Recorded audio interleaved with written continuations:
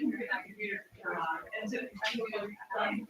so I was here today.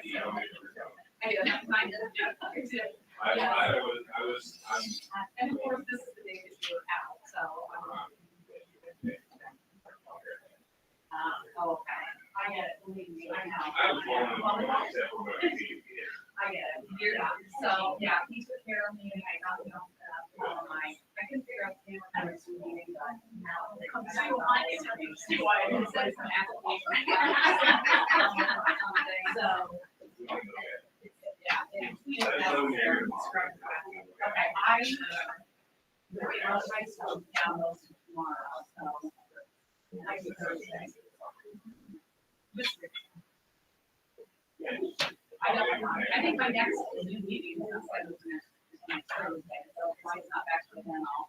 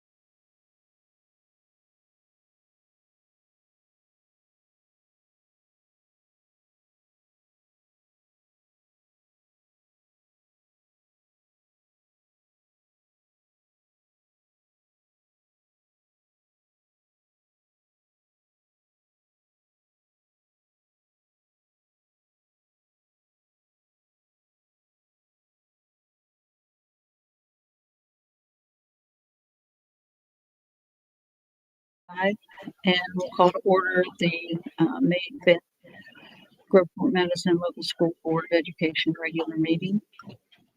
If we could do a roll call, please. Here. Ms. Hubbard. Ms. Zimmer is absent. Mrs. Herbert. Here. Ms. Walsh. Here. And Mr. Kirshner is absent. Can I read a statement from Ashley Zimmerman? Yes, please. Okay.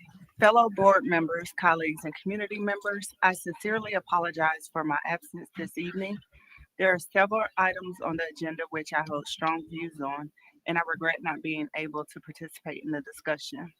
I encourage the board to set aside personal differences and remain focused on what is in the best interest of our students. While I'm not present to respond to questions regarding policy IGCG-R, I have asked Jamie to share additional information from an email Kathy sent on Monday outlining her questions and concerns. I do have concerns regarding the timing of that communication. As a board, we have expressed a desire to conduct efficient meetings. Submitting questions the day before a scheduled meeting can create unnecessary pressure and tends to extend rather than streamline our discussion. Given that this is the second reading of the policy, and the policy has been available for 2 months, the timing raises concerns about unnecessarily delaying, particularly when initiated by board leadership. I understand there is an executive session scheduled for this evening. If it is a continuation of the previous meeting, I hope all parties are present so the matter can be addressed without further delay. If all parties are not present, I recommend postponing the executive session to ensure efficiency and avoid redundancy in future discussions. I would also like to note that the upcoming budget considerations will require careful review. Some of the contracts on tonight's agenda may present opportunity for cost savings with minimal impact to students. As always, our primary focus should remain on serving the students effectively. If possible, I would like to attend executive session virtually. One more, hold on. Additionally, I request that the board consider scheduling a special meeting to allow, won't state the name, the opportunity to share her concerns. In my view, she has made every effort to follow established channels without resolution, and it is appropriate for the board to hear her perspective. Providing the opportunity to be heard is important. If there is any question about this, any question about the need for legal counsel, I ask that this determination be made collectively by the board.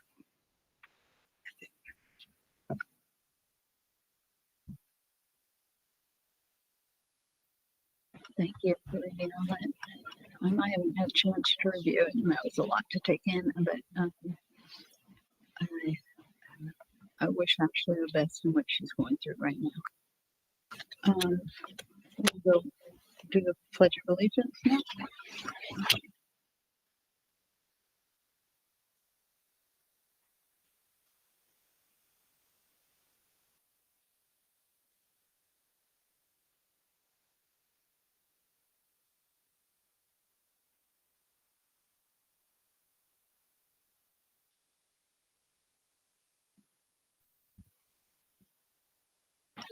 On to item 4, adoption of the meeting agenda.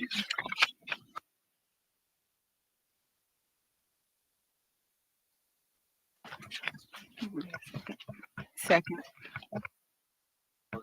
First. Second.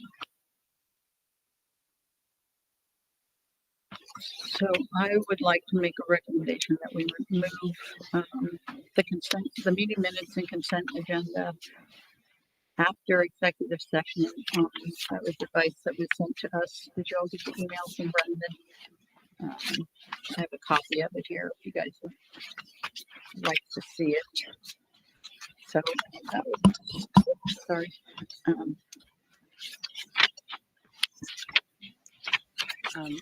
So that would be So you're just saying move the executive session, move the executive session before consent agenda? Is that what you were saying? Yeah, but when I spoke to him and Steve recently, we said just moving it as long as we want executive session before the consent agenda, and so that everybody can see everything, all the business that we have beforehand. It would be fine just to do that, and then that wouldn't put the public who are here to listen to the other items in a position not to hear those items. Okay, because I thought you said, I just was making sure I was clear because the email talks about moving it up, but I thought you stated to pull out the meeting minute notes. So those are two different things. So that's why I wanted to make sure I was clear on what you were saying. Yeah, it doesn't say the meeting minutes, but I'm going to recommend it just because that's going to be another one of those discussion items or whatever that might happen. And Okay. I just thought it would be, those can go afterwards because usually the meeting minutes are in the consent agenda anyhow. So if that would be all right with the fellow board members to move D and is that D and C? No, D and E to after executive session. That's right. Is that right, Adam? Okay, so you're moving what now? D and E. D and E? Yeah, So- D and E. So D and E are going to after executive session. Yes, I move that we Gotcha. move items D and E after items Okay. J. I got it. We'll need a second. Do that before the agenda was approved. I'm sorry, that's after K.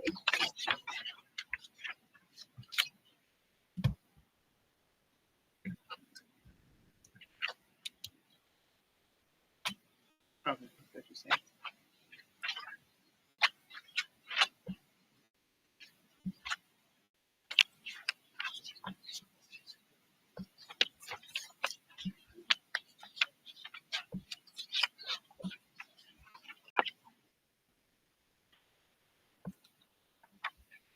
Okay, so I moved the minutes and D to after the executive session. Yes. Do we need to vote on that? That moving? No? I didn't think we did because the agenda hadn't been approved, but that's not what we had. Okay, thank you. So, we move to adopt the agenda as changed.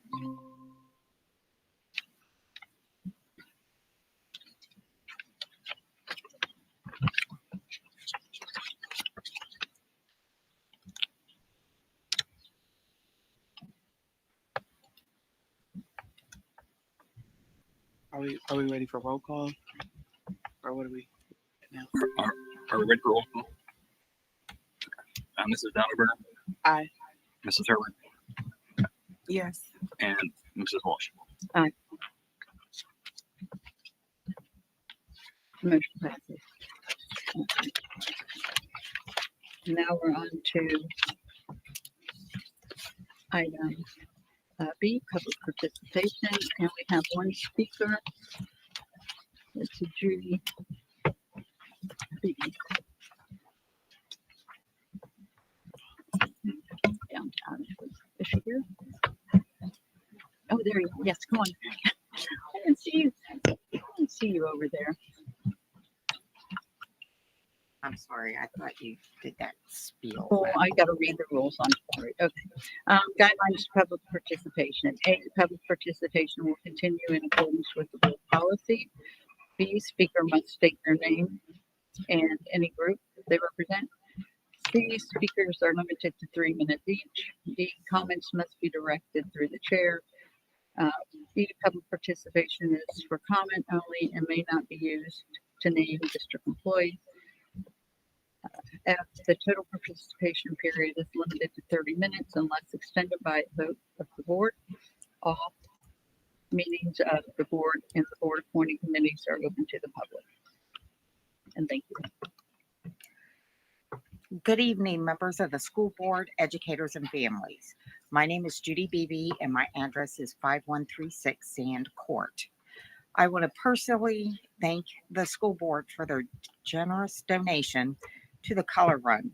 It was a huge success that would not have happened without your support. I will not be available for the color run presentation next week, but I wanted to thank you for your continued commitment to our students. I picked up this sign at a yard sale a couple weeks ago, and I thought about the powerful statement, together we have it all. In our schools, it's easy to focus on what we lack, but when we shift our perspective, we begin to see something stronger, the collective strength of this community and our city. Our teachers bring dedication, creativity, and heart into the classrooms every single day. Our students bring curiosity, resilience, and potential.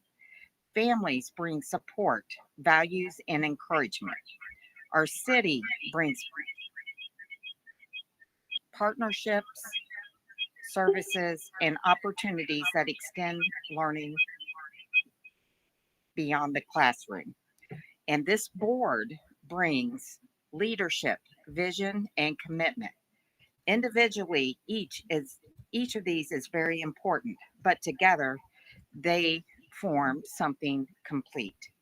When we collaborate and work together, when we listen to each other, respect each other, and work towards shared goals, we create an environment where students don't just learn, they thrive.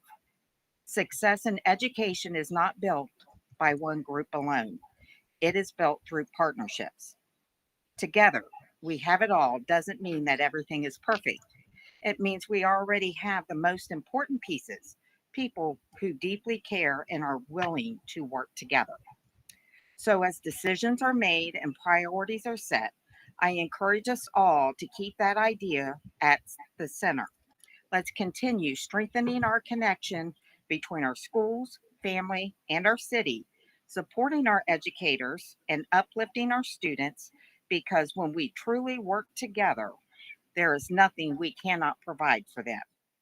Lastly, in our schools, there are positive quotes to help encourage us to stay focused and positive.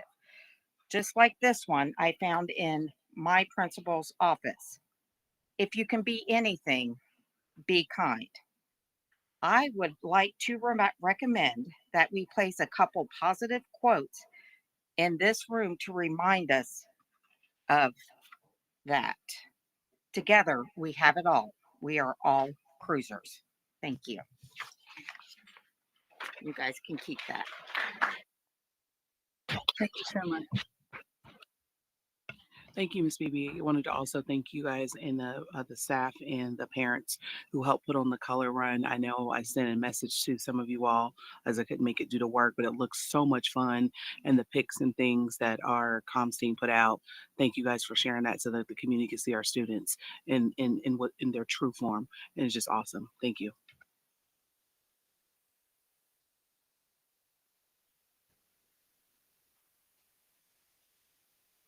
And we look forward to your presentation next week. Thank you. On to item C, board item new business.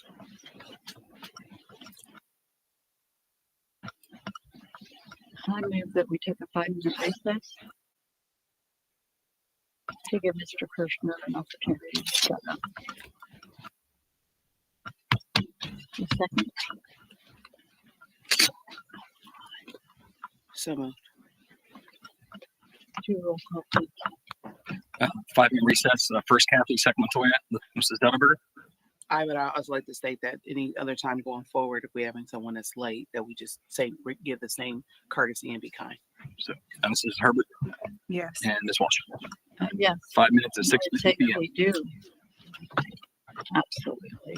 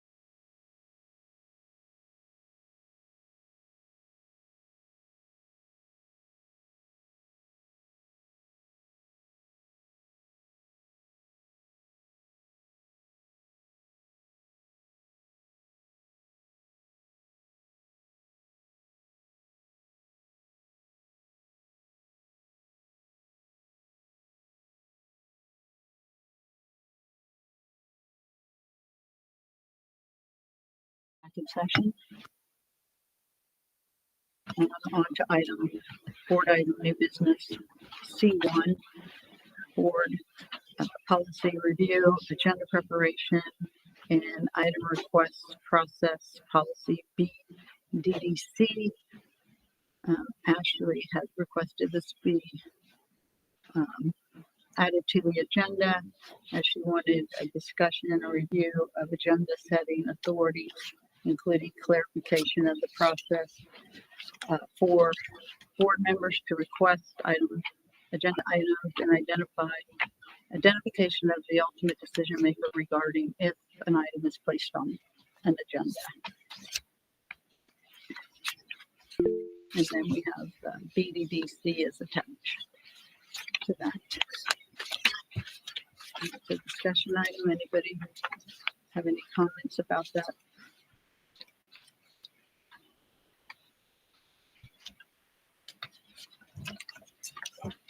I do think it's important that we come up with a clear guidance on how this process will play out, who has authority to do what, and how do we operate collectively.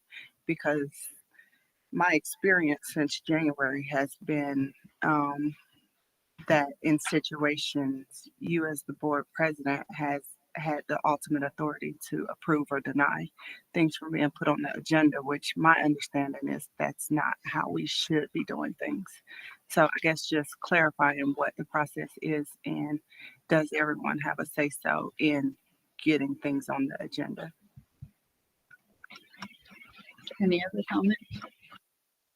I was just waiting for you to respond. I'm just waiting for you. I'm waiting for you to respond to her statements because I've not been in those meetings to understand what the experience is. I just wanted to hear what that is since we're having the discussion, as Ms. Herbert just mentioned.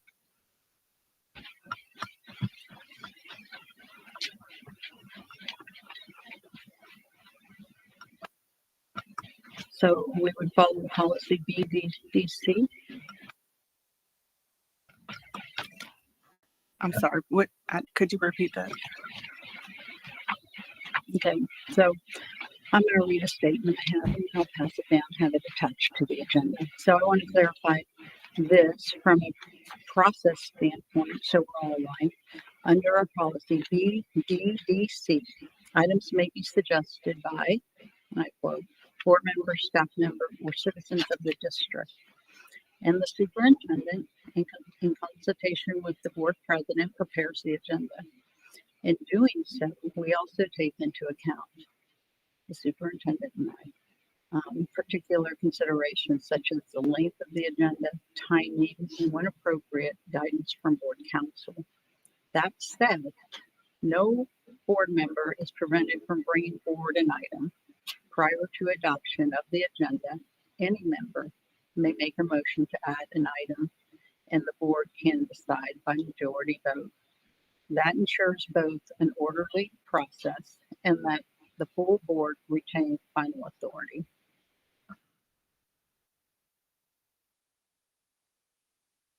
And if you could attach that, Adam, I'd appreciate it. Thank you. Okay, but I guess my statement or question before was the ultimate approval or denial of set suggestions or things that people want to put on the agenda. Like, for example, in January, Model UN was supposed to come give a presentation. It was taken off of the agenda, and for 3 months after in each meeting that I was invited to, asked for that to be a priority. So it took 3 months for it to be added back, or two, I could be misstating, 2 to 3 months to be added back on the agenda per your discretion. So the conversation is who has the ultimate authority to decide what we discuss as a board. And I would again say to look at policy and see what the policy says. So when we made that decision, we moved all of our presentations to the second meeting of the month. The UN was not able to make the second meeting or the second. I don't know if they did in February. I can't remember. I have a When they question. were Is it able to make possible it, for then you we to, put it on there, and that's what we did. So Ms. Walsh, if you could speak in your mic because you sound like you're in a tunnel, so it's not clear. So if you could lean in and actually speak into the mic or bring the microphone down because you sound like you're in a tunnel, just from where I'm at. So that'd be great. Thank you.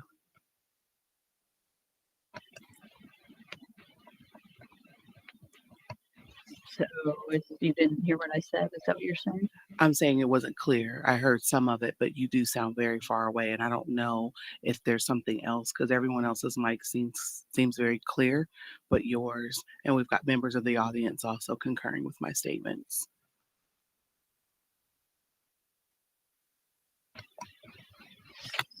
Yes, I would say, again, we would follow policy BDDC. That decision was made, and if anybody would want to change policy BDDC, then we could do that. But the agenda was long. We had a long executive session plan. We're trying to be more respectful of our staff and our community members. And so we moved the presentation to the second meeting, and the UN was not able to. I have multiple emails that I have them with me if you would like to see them. I can send it to you right now. People requesting things to be put on the agenda, and those items being added to the agenda multiple times. Okay, not to belabor the point, and if allowed, because it's me, you, superintendent, and treasurer involved in the process, I would love to hear other people's perspective or experience, or if they could recall what the circumstances was when things were being removed, if it was a discussion or a veto by you. And the Model UN was just one example because the issue then became not having any student presentations at board meetings, as this is a business meeting and that should be acknowledged at school events. That did come up as a topic. Yeah, and it was in one of our meetings. It was one of our meetings where the recommendation was to remove I just don't want it to presentations. look like I'm nitpicking when I really want clarification on who has ultimate authority for approving or denying what gets on the agenda, because I have brought up things that you disagree with and they did not make it on the agenda, not because of time. And was this during the agenda prep, Ms. Herbert, just so I understand, because is this during the agenda prep session like outlined in BDDC? Is that when that happened? Is that when you're asking for things, is that during the agenda preparation? Say that again. When you're saying that things have not been added that you've asked for, is that during the agenda preparation where you're in the, okay. Yes, correct. If we have a full agenda, then we don't add things to it. If that we send a draft agenda. If anybody's unhappy with the draft agenda, I have not once had one member of the board say, "Hey, I don't like this draft agenda. I would like this added to the agenda." So now you're up here. It's No, in fact, our policy says the president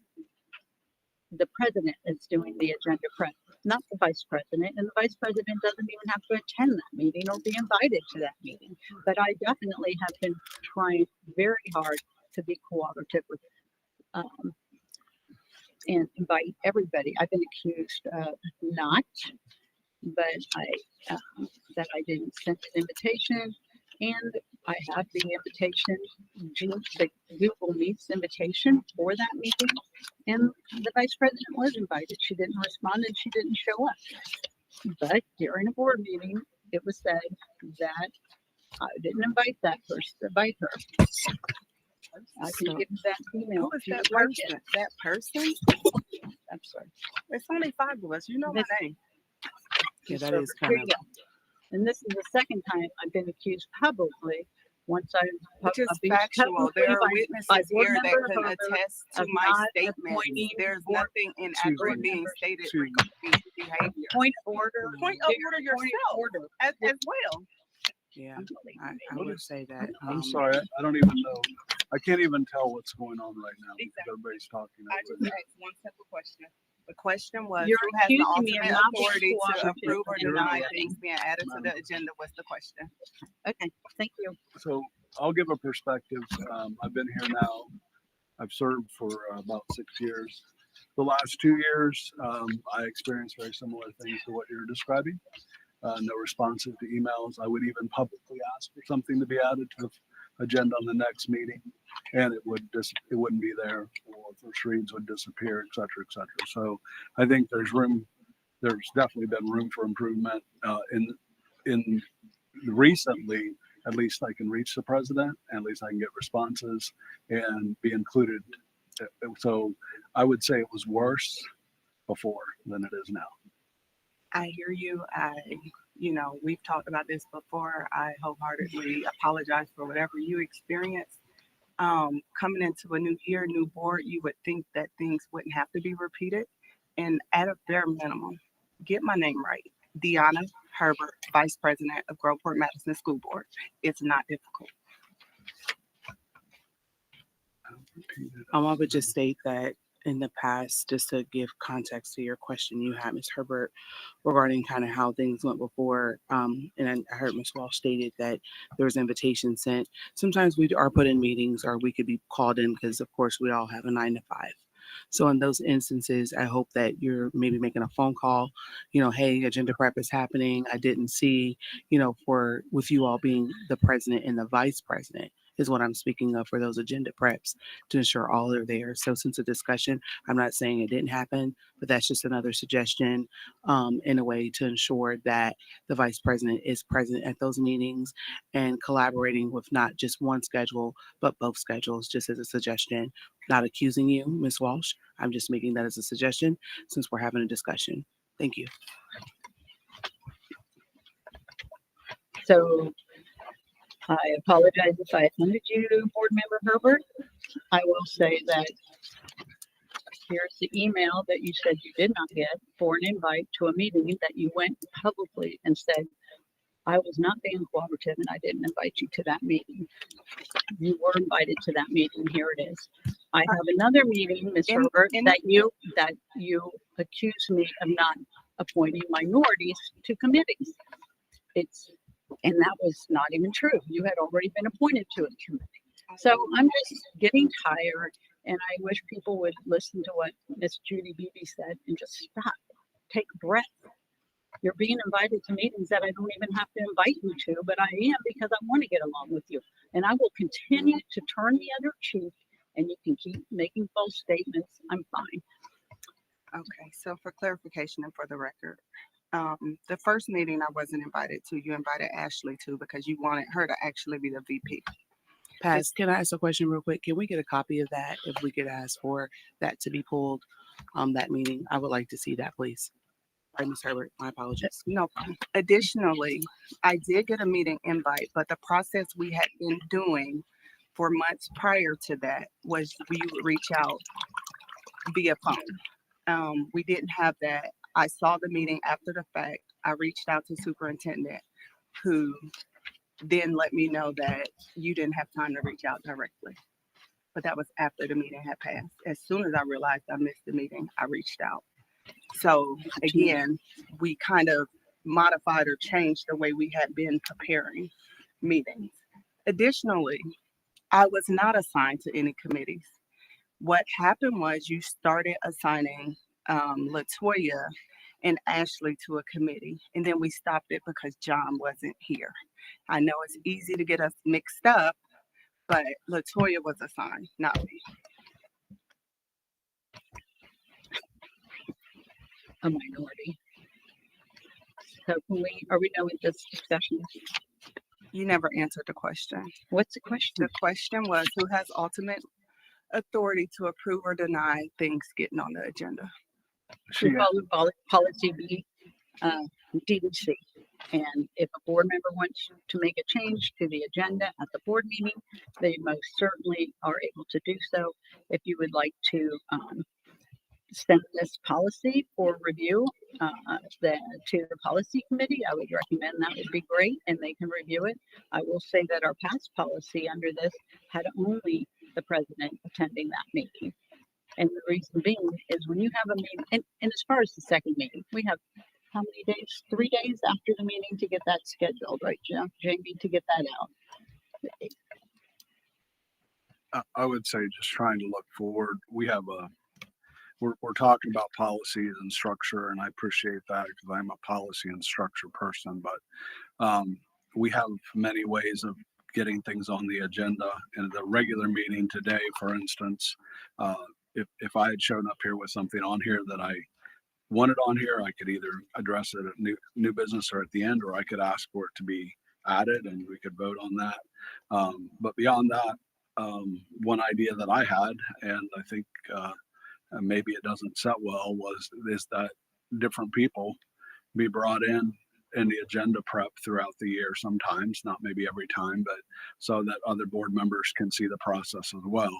That was a thought I have. I don't think it has to be the same two people every time, as long as we're open and communicating about what we want. And I know I'm not always on top of it as good as I could be, but I do think we have opportunity. And as you know, any two board members can call a meeting or a special meeting.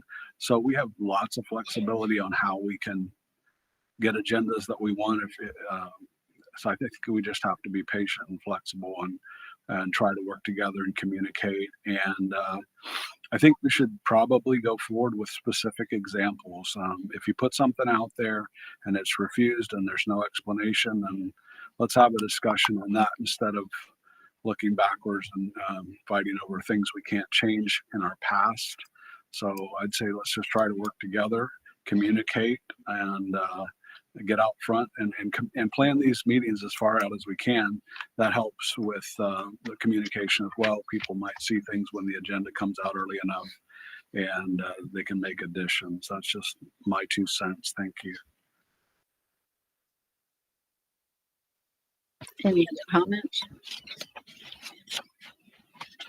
I have more, but I know we have more things to cover, but I would rather just use the time to do student things. So thank you.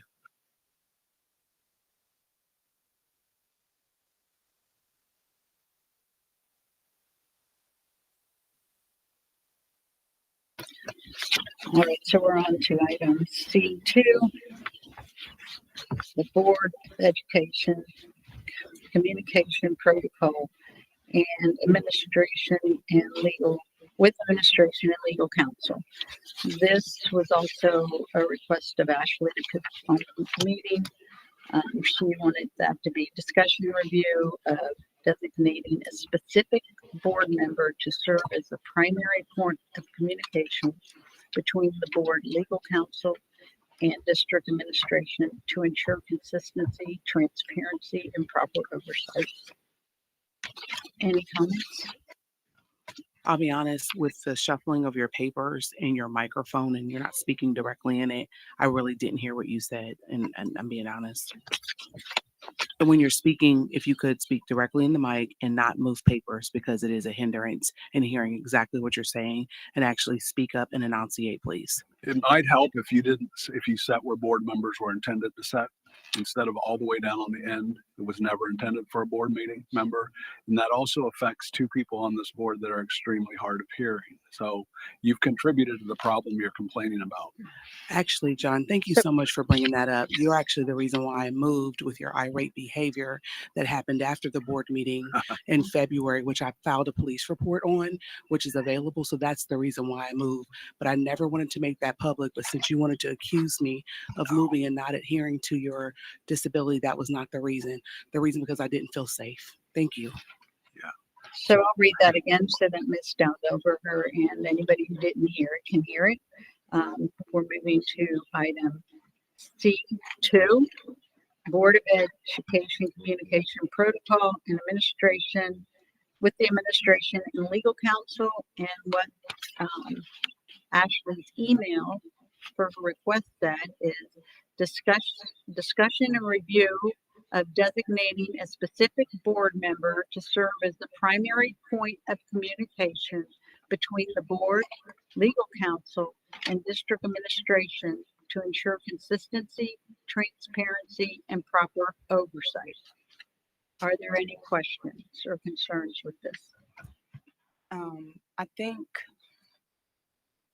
I don't want to speak for anyone else. I'll just speak for myself. I think the big issue and something that we need to address is just the lack of trust and transparency. It seems that legal is utilized or weaponized against the board instead of used responsibly for things that we actually need, not things to like mitigate frustration or to stop things from happening internally.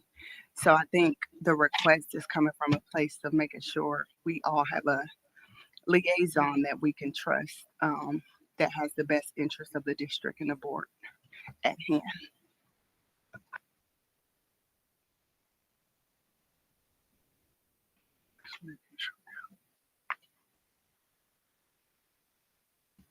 Yeah, I think I'll comment on that.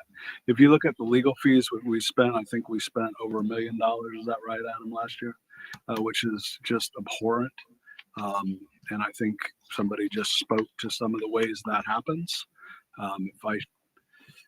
We're trying to keep meetings short, and if I show up at the back of the room and complain from 80 feet away from you, you are not threatened, and you've never been threatened by me. That's just one example, but I can give examples of a $50,000 lawsuit led by one board member without any board authorization, which was dropped because it was ridiculous, and I don't even know how it ever got paid by our treasurer.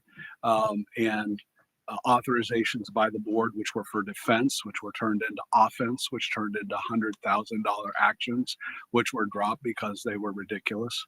And I think at the core of this is a need for a less embedded law firm that would be more neutral and protect us from these types of extensive litigation. And I think hopefully we have better. I just hope we can get this down. What would you say, Adam, should be a typical year for us for legal fees compared to other districts? The district our size, I would 350,000 a year. Yeah, so we're tripling that, and that's part of being litigious amongst ourselves is a big, huge, that we probably spent half of what you just said on that, and then also being litigious all around the place against employees to the district to employees, and we even have a subject on here that would possibly fall into that future category. So I agree with you. We need to be more efficient. One of the things I pointed out, I don't know how it would work. I'd love to see it. It was a long time ago when I was on the board and I was president. I was in close contact with the prosecutor's office and the person in the prosecutor's office that taught open meetings training. And there was no cost when a call would be made to make sure an item was correct for a motion or we were doing the correct reason for executive session. And I think we need to get back to that. We also need to educate ourselves and be careful not to violate open meetings. And that will keep us out of the woods. And there's another item on the agenda today that will be an example of that. So we have examples right here today of items that very well may lead to wasting legal fees. And I think we've already heard an example. And I think we need to get away from that. And I think we need to find a firm that will help us stay out of that. And also other avenues, such as the prosecutor's office, that can provide us legal advice without paying $350 an hour.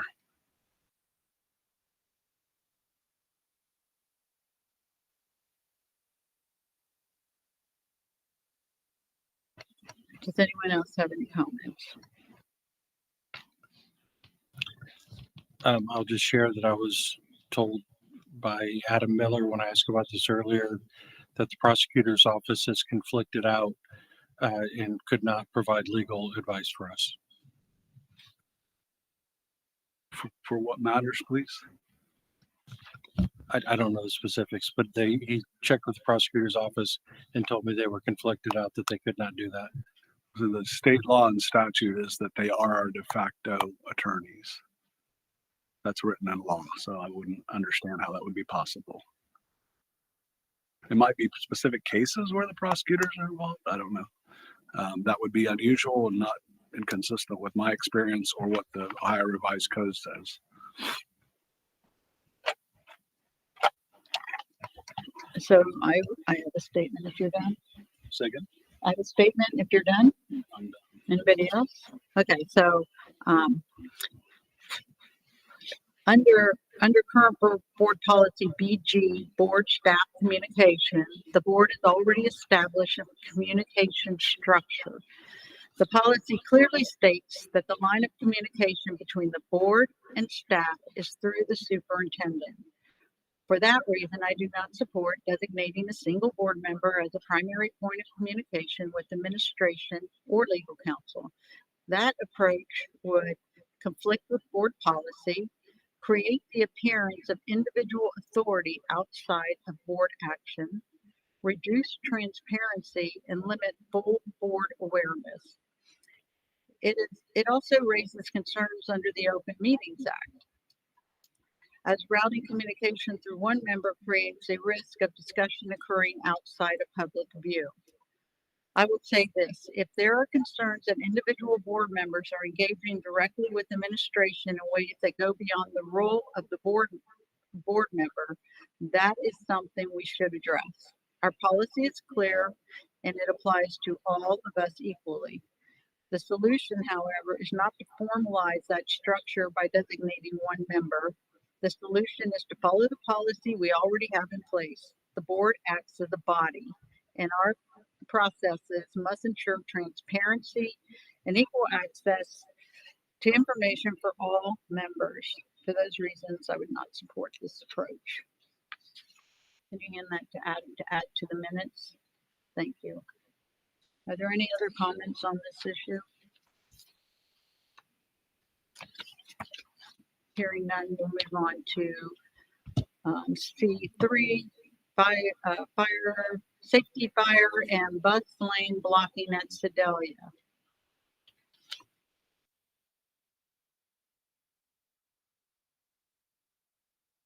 I guess I have some questions along the lines. I think we've all seen pictures and videos of vehicles, people parking and in the fire lane and exiting their vehicles and going either into or up to the door. I do know from our fire chief that these buildings have existed for a long time, greater than 40 years, and they weren't set up exactly as we would if we were building them today.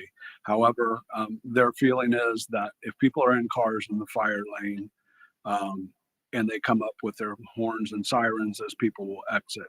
It is a problem, however, if people are exiting their cars. So I just want to bring two things to the administration's attention, which I think hopefully they already are. And that is, one, it is a problem if people are exiting their cars when they're parked in the fire lane, I believe. And two, I think it's dangerous that we have people exiting the driver's side. In general, most schools have a safety policy that says the students will exit only from the passenger side. Otherwise, they're potentially stepping into the pathway of buses or other cars that are coming by. So I think we should definitely take a look at that. And then additionally, the alternate is letting kids out in a parking lot. And I know, from personal experience, that can be very deadly. Parking lots are not the safest places for kids. So I would hope that we could establish lanes at the end of the building as well, if we haven't already, in cones, and make sure we're taking all the safety precautions we can to get the kids out of the buses safe, out of the cars safely, and also not block buses and not let people exit their cars, so that we are potentially blocking buses and other potential safety vehicles. So I just wanted to bring that forward and see if you had any input, Mr. Superintendent. I'm gonna ask Mr. Smathers to follow up on that. Thank you for that. I'd like to say that that is a priority for us. We do have plans in every one of our schools. To be honest with you, we should be very proud of the comprehensive safety plans that we have. We work closely with the police department and the fire department, and I love our relationship and collaboration. And we talk about this, and they're part of the safety plan. They are fire lanes. Even fire trucks can't be in the fire lanes. But out of abundance of caution and safety, we have our kids take the shortest route from the bus and the safest route to the front door and enter the school safely. So we have the buses line up, the doors are on that sidewalk side, they exit and they enter the building, staff's out there. What happens is we've had a few people notice that people don't listen and ignore our safety protocols and decide to pull up because rules don't apply to them and come up in between the buses and drive up where they're not supposed to, even when they're told not to. But most of these situations with the pictures that I've seen were after school started and the staff are in and the kids are in and school has started. And so these people are coming to school late and pulling up, parking the car, getting out and signing their kids in, which they're not allowed to do. And they have been asked several times not to do that. They're asked not to do it again. Madison Township is trying to keep a good relationship with their community, and they're not interested in ticketing every little thing, but they do ask, and people don't listen.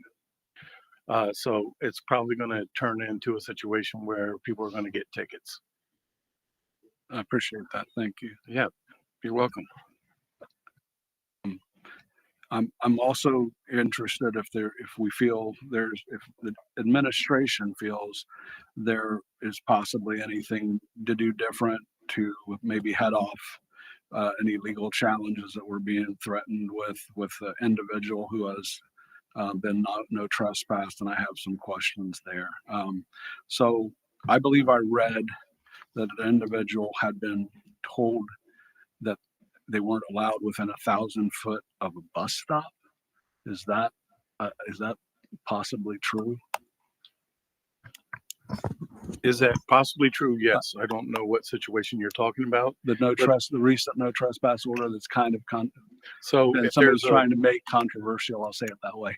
right, Is that- and I just want to say, look, Is this dealing with the fire and bus? I'm just trying to make sure I'm no, following. this is I guess a separate question. Is this separate from that? No, this is part of that. We had a person who was recording, taking pictures of this and arguing over, I believe, this issue, and they were no trespass. And I think there was a couple things in the order that caught my attention that I hope we might be able to address to Is this- eliminate liability.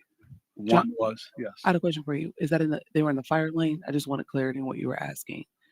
Is it dealing with the fire? You said there was a issue recently with trespassing, so I was just trying to make sure I was following that it was with the fire lane, and if you can give a little more context, please. So we had an individual, the same person who brought the damaged playground equipment to our attention, complain about the fire lane issue.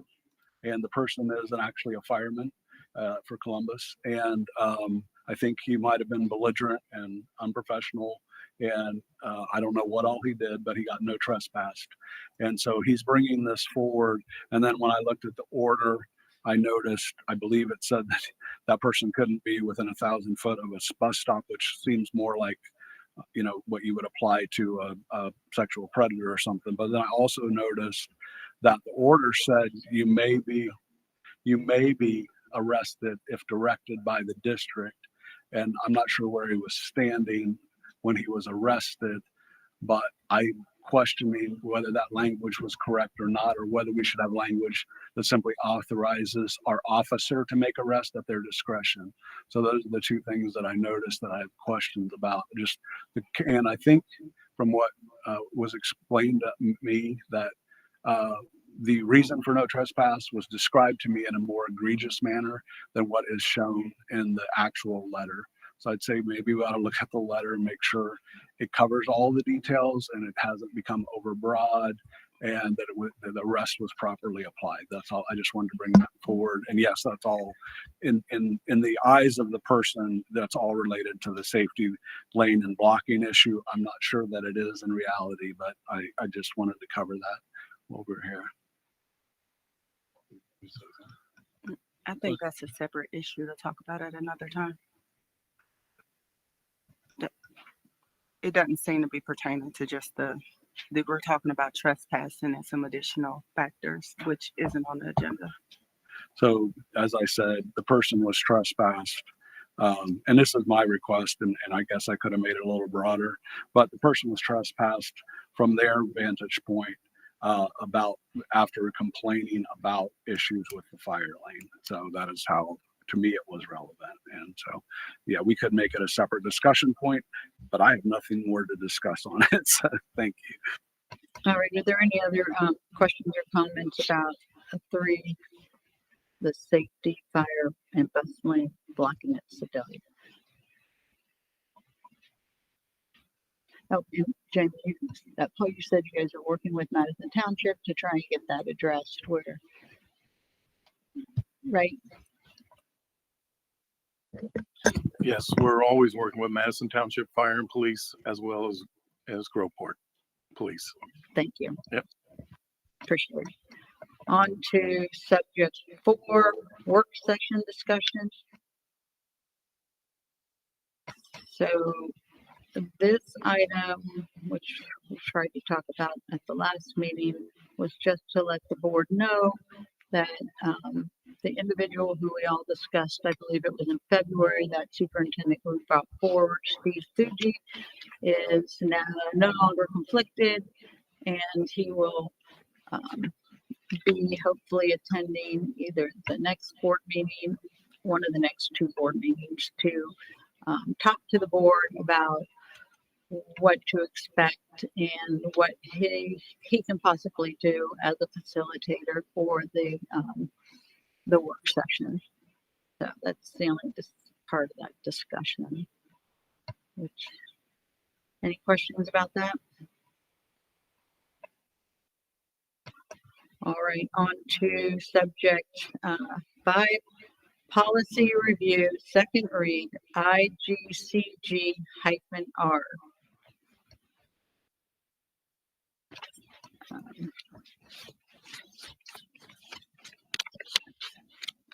I have a question. This was brought forward by Ashley, and I think she's kind of the driving factor behind this. Do we want to table this until she is back, or do we want to go forward?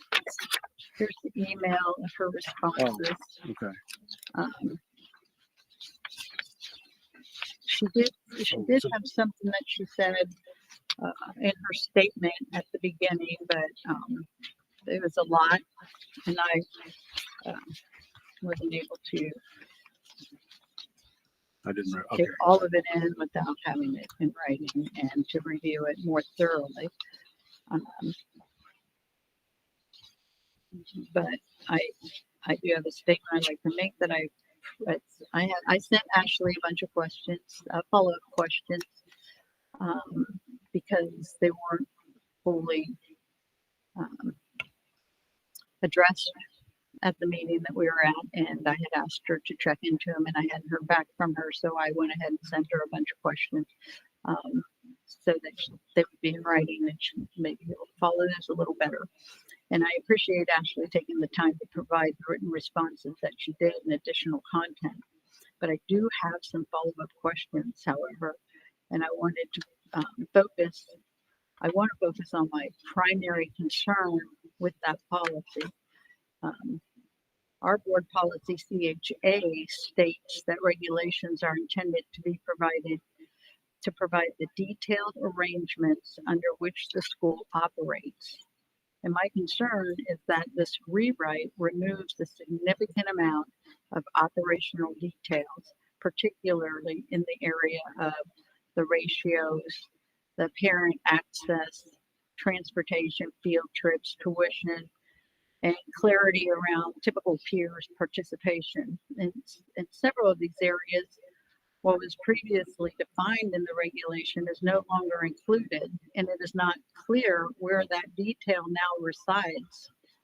So while I understand the goal is to be more flexible, I'm not convinced that this revision maintains the level of detail contemplated by policy CHA. I also remain concerned that this shift reduces transparency for families and the public, and limits the board's ability to effectively oversee how the program operates. I do believe the tuition language could benefit from revision, and I am open to working through that piece. However, my broader concern regarding structure, oversight, and transparency have not been resolved. For those reasons, I will be voting no on the second read. So to make sure we don't lose what Ms. Zimmer did share, I don't mind rereading it if you're okay with that. No, please, yeah, I was hoping, it said, actually, she said that Deanna would read it, but it doesn't matter. Yeah, we read it at the beginning, but now that we're on the topic, I was just thinking it'd be good to Yeah, restate that's it great. again. Okay. Thank you. So I guess she said, revise the language to improve the flexibility for the district, particularly regarding tuition. And I think you've already stated that, Ms. Walsh. The goals of the revisions was to support the district's ability to adapt to the changing economic conditions while continuing to serve students effectively. And so her response is, and I'll recap these questions. I believe these are your questions, right, Ms. Walsh? Yes, they are my questions. Okay, so the question was, can you walk me through the intent behind the more significant changes and what is driving the rewrite at this time? Ms. Zimmer stated, as discussed during the first read, the prior version included a fixed tuition amount of $50 per role models, which is lower than comparable districts. The revision allows tuition to be adjusted as needed based on economic conditions, community factors, and alignment with similar districts, while still requiring board approval. Specific operation requirements remain in place, but exact student counts are removed to reduce the need for possible revisions. Given the board policy requires, and I think that's the first question and answer. Second question was, given that the board policy requires regulation to provide the detailed arrangements, which you kind of mentioned to in your statement, Ms. Walsh, under which programs operate, how should the board view the revision where the level of detail has been significantly reduced? Ms. Zimmer stated, the revision maintains governance while avoiding redundancy with state law. And so in our policies, and I'll pause there, when we have a policy, there is the ORC, the Ohio Revised Code is attached there. So that's, I guess, what she meant by redundancy, because we do have to cite where we're doing whatever. So I just wanted to make sure everybody understood that. And where my part's at. Yeah, redundancy by law. Could you go over that again, because it didn't come through quite.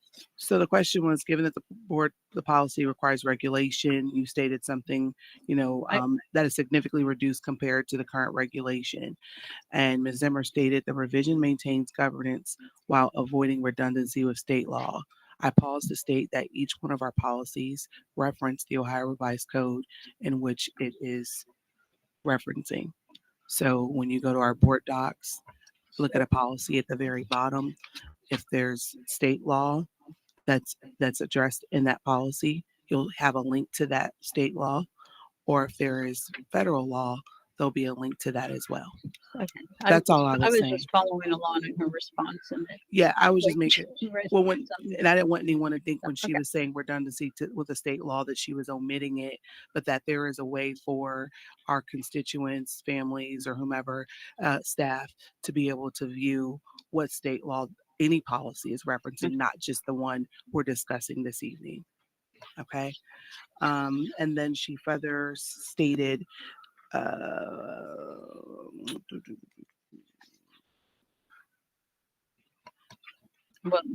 you want me to read the next question? I was just making sure I didn't miss.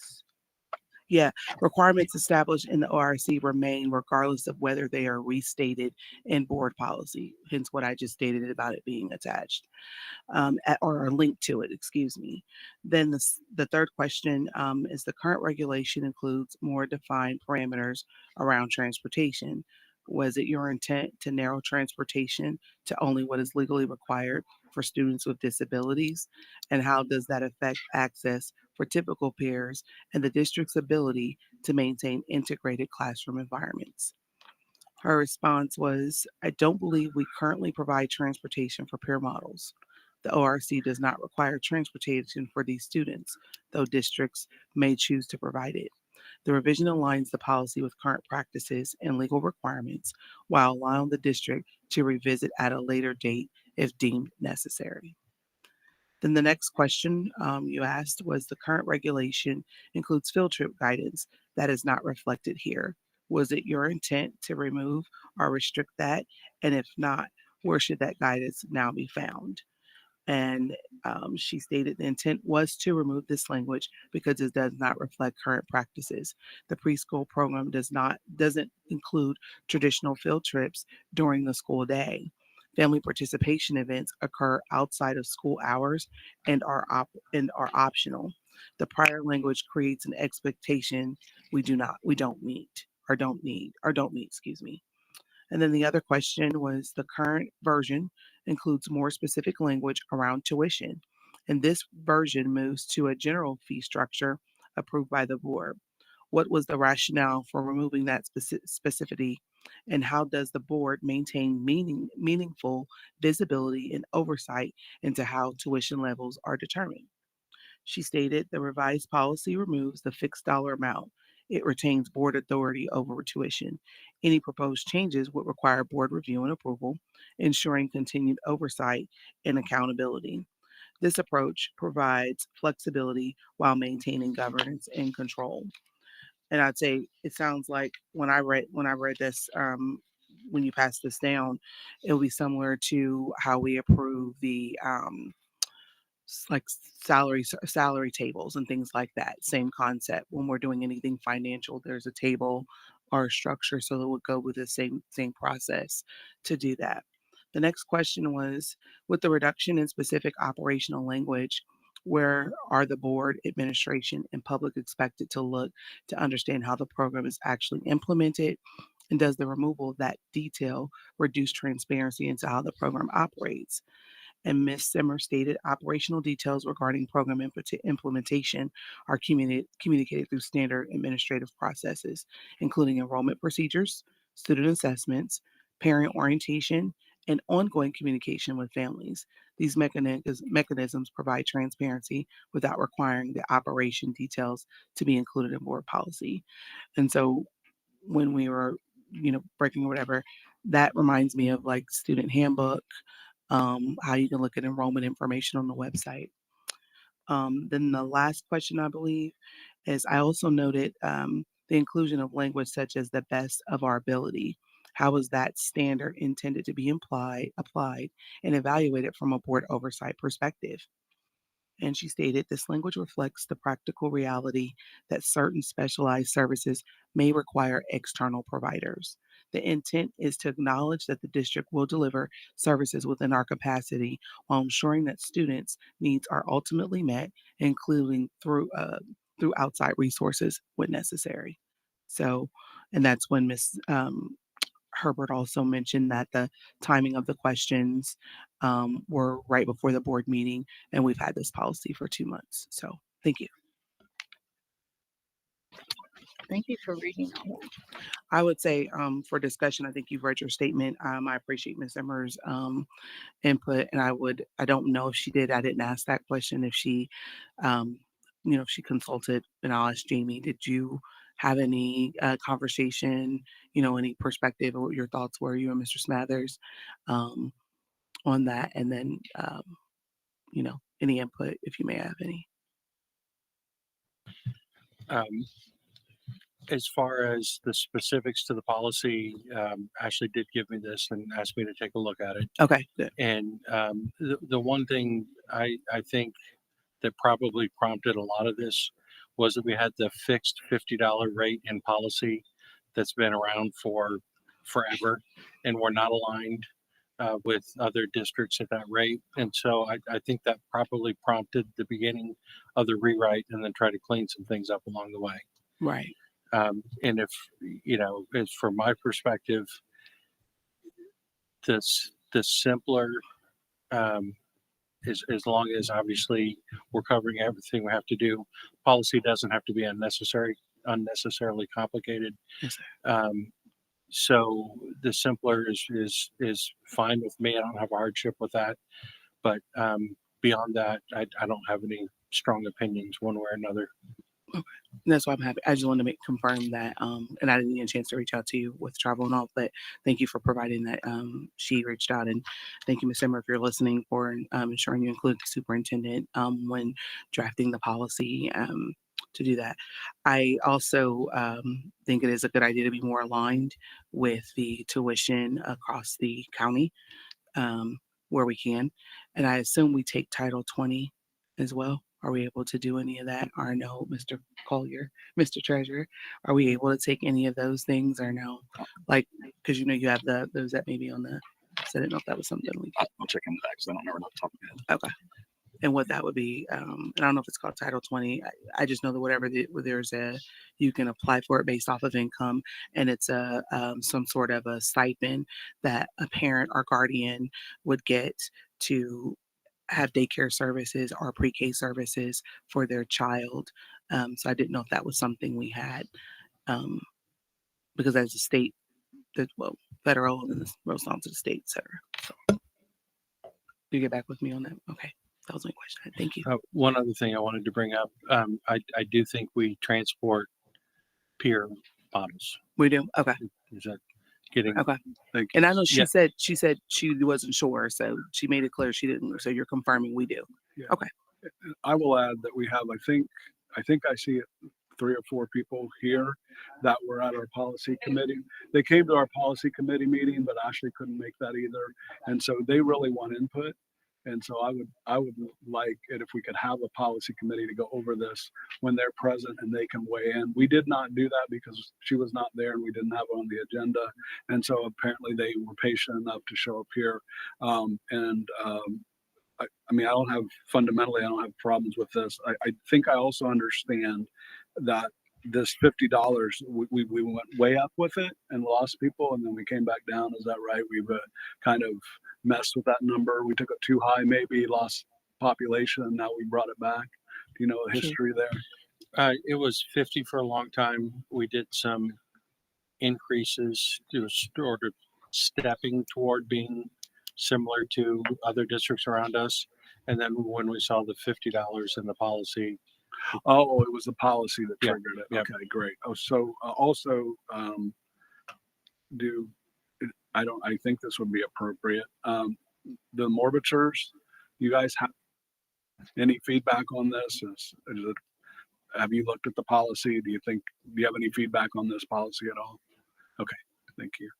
So Okay. my ask would just be that we allow the people that came to our policy committee meeting a chance to weigh in and make recommendations of the changes. So I'd like to see us just take this through the policy committee, or otherwise introduce a method that they can redline or make their suggested changes.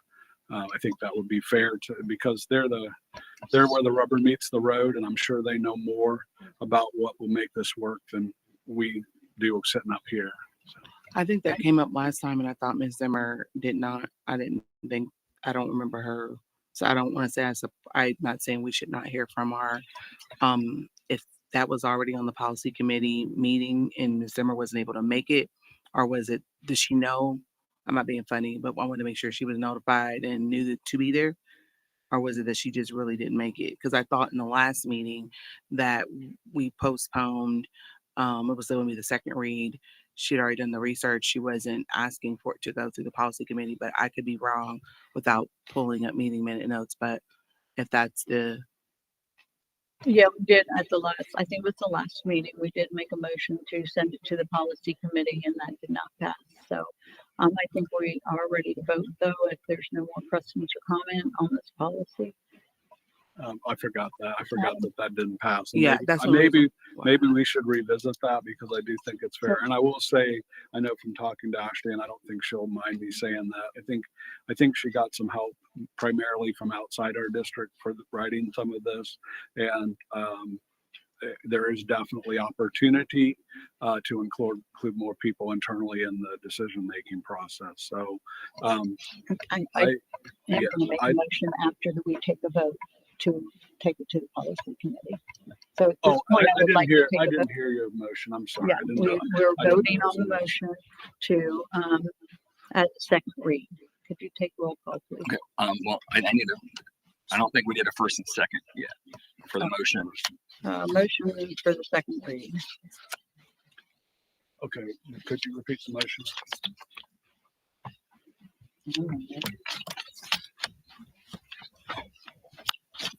Motion is to approve the board recommends the Groveport Madison Board of Education approve IGCGR as the second read. Is there a second? I would like to make a motion just to postpone until the next meeting when Ashley's here. Do you want to make a motion to table? To postpone until the next meeting when Ashley's here is what I stated. So we will cancel that motion. There was no second, so that wasn't good. We'll we make can a motion postpone. to table the second read of IGCGR. Yep, and that was me. So if we could postpone to the next board meeting. Yep, thank you. So the motion is now is to postpone it to the next board meeting. Yes, please. Oh, you want to postpone to the March, May I 12th. mean, I'm sorry, the May 12th board meeting? I need a first and a second. I'm the first. You're I'm first. correct. I need a second. Second. So my comment would be, I think if we do that, I guess I would want to know how in the 1 week's time we get feedback from the 4 people in the room that are here from the, well, I shouldn't say 4, 5, 6, 7, however, from the people that are here and from the academy there, and how we would get feedback from them in a week's time and make the changes. I think it would be better to postpone it and then refer it to either the policy committee or board committee of the whole to allow review with the employees so they can have input. That would be my desire. I just want to put that in there. Thank you.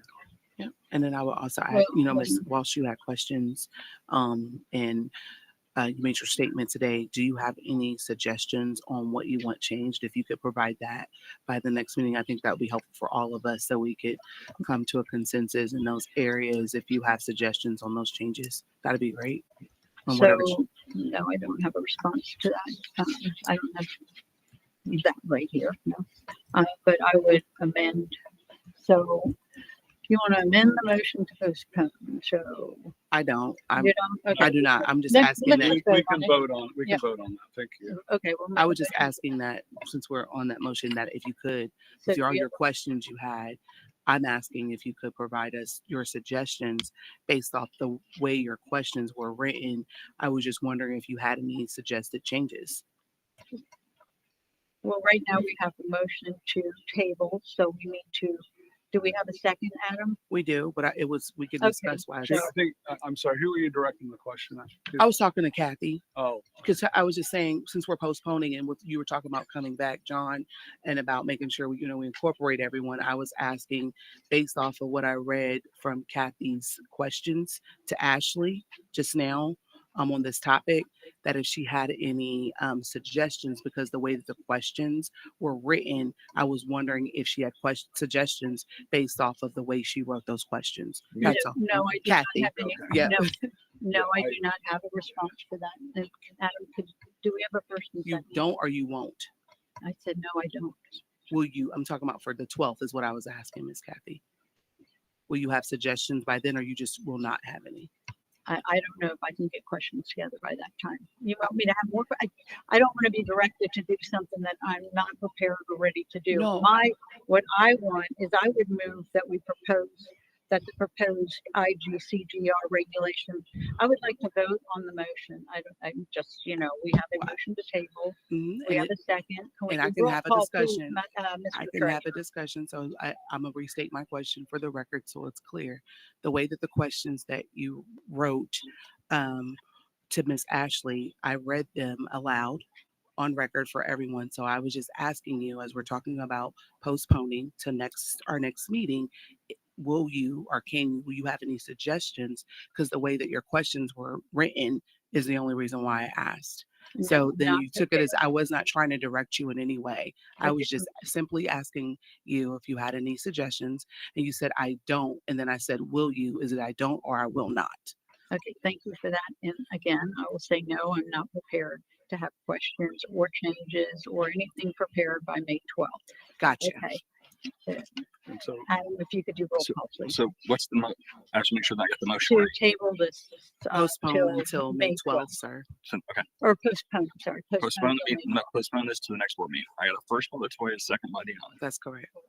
Correct. So my last statement here is, I promise, is one of my concerns is that we're forming policy, and our policy is to engage the employees in policy decision making and engage the public. If we just say we're doing this again in a week, then the only way I can see us engaging the select few that we communicate with would be outside of sunshine, and I would rather we engage them in a meeting that is public, that is published, that people can come to and make comment. So I'm concerned if we just kick this down 1 week, we won't have time to coordinate that meeting well, and I don't know Ashley's availability. So I would suggest that we maybe not put a hard stop on the date, but simply identify a way, a means to openly engage the employees that are affected by this. Thank you. Okay, so can you do roll call, please? Okay, so the motion again is to postpone to the next board meeting. Mrs. Delliver. Aye. Ms. Herbert. Aye. Ms. Walsh No. and Mr. Kirschner. No, So, I move that I'm- I move that we postpone this meeting until after such time that we can either have a committee meeting of the whole or a board policy committee meeting that involves the affected employees and receive input from staff in the community. Thank you. so can I amend that motion? Because I'd like to make a motion, and you interrupted me while I was getting ready to make a motion for the second time. I'm sorry. So I would like to amend your motion to be that we refer that IGCG-R regulation be referred to the policy committee for further review in consultation with the superintendent and the treasurer with input from the preschool program leaders and staff and brought back to the board with a recommended revision with particular attention to ensure consistency with board policy CHA and maintaining appropriate operational details for board oversight. Can I amend your motion to that? You make the motion, I'm seconding, or are you requesting the motion to be made? Yeah, yours wasn't seconded. So, yeah, I'm making that motion. John's motion wasn't seconded. Okay, so John's motion wasn't second. So your motion I have down, and your first, you did first. Do we have a second for Kathy's motion? Yeah, I move it. That I'm first. I moved. Do you want a second time? Anybody? I will second. Does anyone want to read this? No, I just want to state that we had a motion similar to this the last meeting. So, and we voted on something similar before. And, anybody else have any discussion about that motion? I would simply say, I appreciate what you're saying, but at the last policy meeting, these employees showed up and expressed interest, so that kind of refreshed that need for me. I would say when we revise the policy, we have policy that says how we revise the policy and engaging the community, staff members, superintendent, treasurer, of course, being part of that process. And we have a policy committee I don't understand why any of my fellow board members would not want our program leadership or the community to have input in a policy that affects so many of them. I would like to answer that. Thank you. Yes. Yeah. So one, it's not that we don't want any input. I'll speak for me, from anyone. That's never been the case. I think a lot of times we allow pride to get in our way. And if it's not our idea, then we want to put it a certain way. That's just what you asked. And then as far as working with the policy committee and how it's been running, the time frames, the times that the one that we did have in the very beginning, the notices, the time of the day that is selected, I don't personally, for me, like that. It is a challenge. I don't feel it meets the needs of all constituents to be there and available. They've been at 4:30 during the day. So we've got educators that may not, if they want to come. And maybe this last one, it wasn't like that. We don't have a set schedule for that, for the policy committee, from my understanding.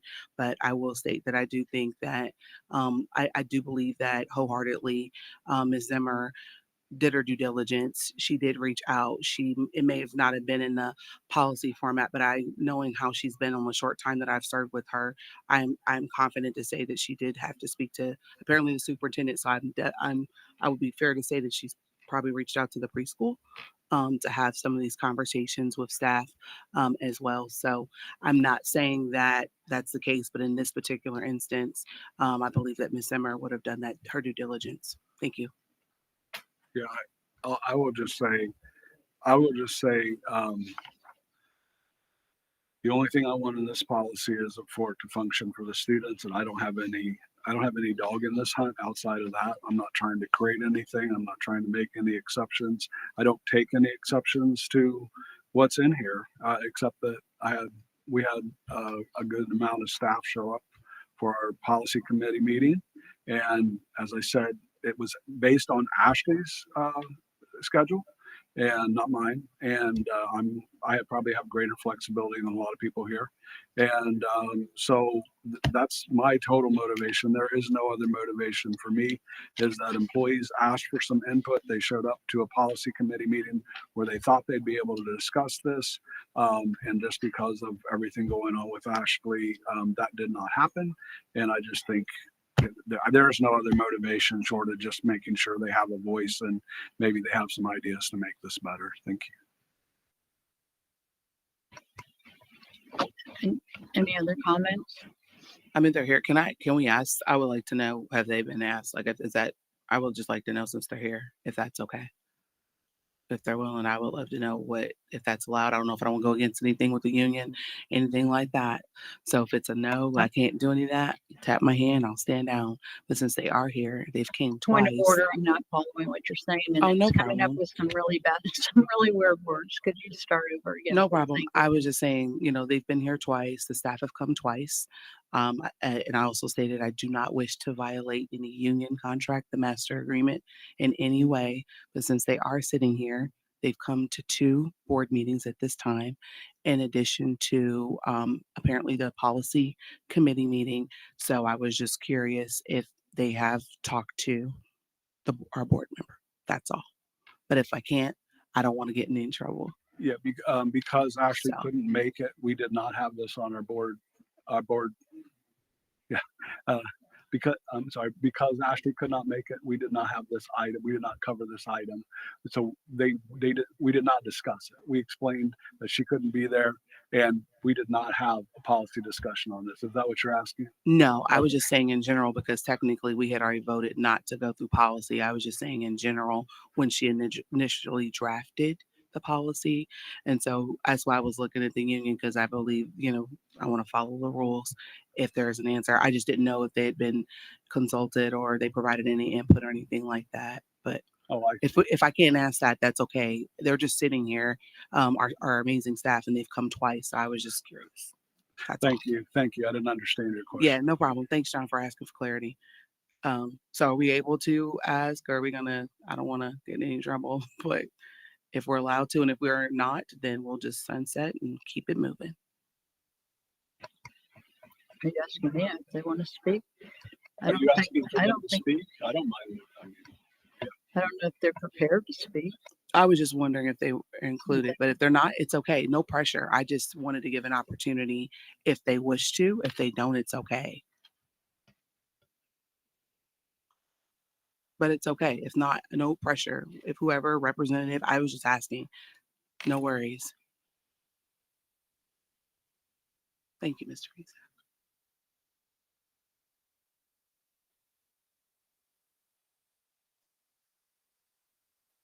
Are some of the best. They are so fabulous. My son was atypical in our preschool program, and I can speak very highly of it. They do work that nobody else can do in this district, but one of the things they do not like to do is to stand up in public forum, and that's when they become very shy. But otherwise, they are super fantastic.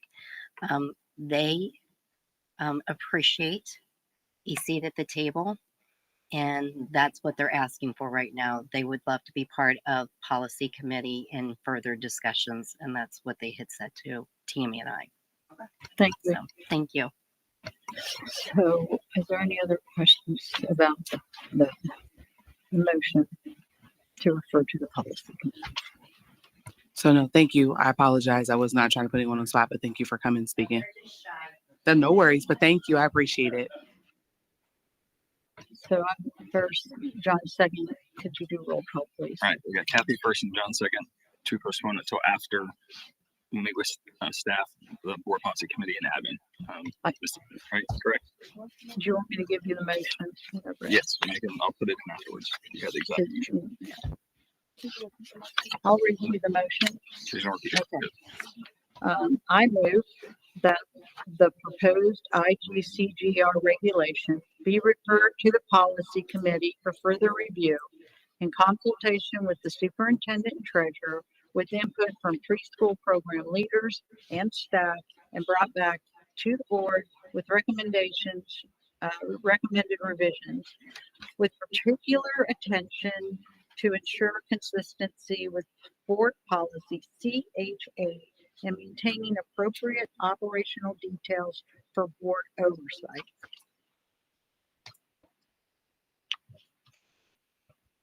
Then first, that was first by Kathy and second by John. Yep.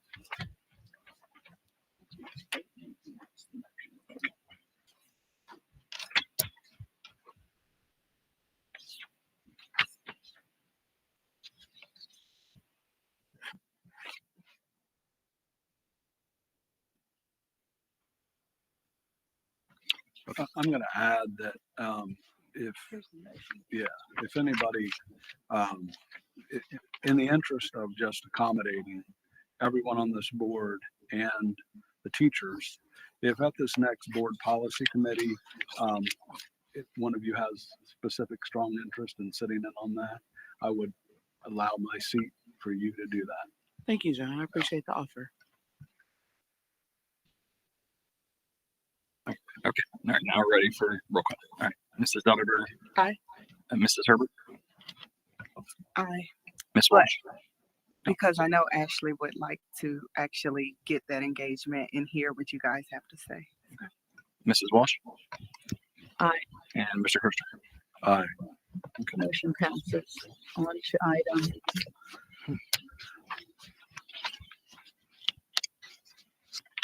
6. Approve motion to release previously completed employee survey. This was a motion that, and this was, John asked if this be put on at the last board meeting. All right, so the motion reads as follows.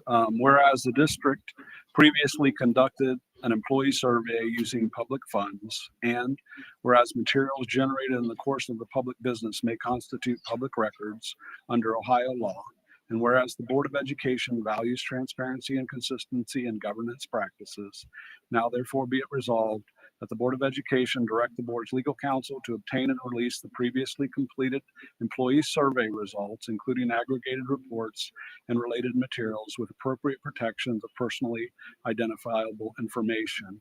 Be it further resolved that such release shall occur within a reasonable time frame, not to exceed 14 days. Do you have copies of that? Yes. Most board members can look at.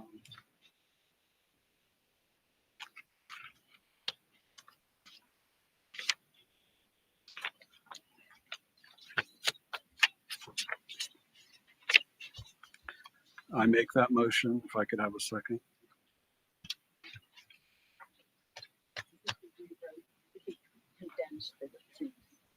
Did you condense that? Did you condense that, Mr. Kirshner, from the one that you presented at the board meeting? Not much. I just cleaned it up and made it a little more readable. There's not much significant changes. I think I abbreviated it slightly.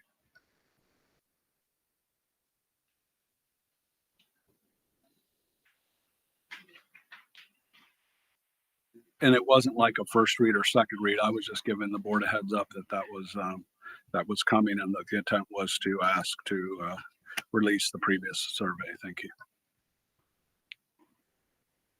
So does anybody have any questions about the previous completed employee survey that Mr. Kirshner is asking to be released? Who's this is first and second? Who's the first and second on that? Yeah, I need a first and second. I made the motion. Oh, did you second A it? second. Okay. Thank you.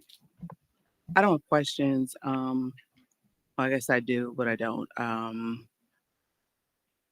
We voted on this a couple boards back, a couple years back, if I'm not mistaken. And then there's also other information that speaks to the survey not being or was tampered, rather. So then I have questions now from legal counsel before being able to vote on your resolution to revisit that so the full board is aware of that. Because the previously employee survey, the only one I'm aware of would have been the one in 2022 or 2023, if I'm not mistaken. Is that the one you're speaking of? Fall of 23, and I will. I'm glad you brought up the legal aspect. The reason this is being brought back around now is because there's a Supreme Court case, Ames versus, I do not recall the school district, Okay. where this exact, almost exact scenario has been proven to be public record. That particular survey included health and wellness information that the district refused to let out, and they lost that at the Supreme Court level. So we now have a pretty solid court history that shows that because the public paid for this, it belongs to the public and should be released to the public, in my opinion. If there is tainted or tampered information, I'm sure that can be addressed in the process or identified. I don't think we have visibility to know, short of a few emails, that there really is a substantial tampering. I know that we've seen that there was some inflammatory stuff, and then immediately after that, we saw emails that were looked at, and that was the impetus for my me being so leery to use our email system, is because in that process, employees' emails were looked at after it was explained by the company that did the survey that there was inflammatory stuff in it. So that made me suspect, that is why I don't use our email. But the purpose of bringing this back forward is the recent case law, I believe, shows that this is in fact something that we owe to the public.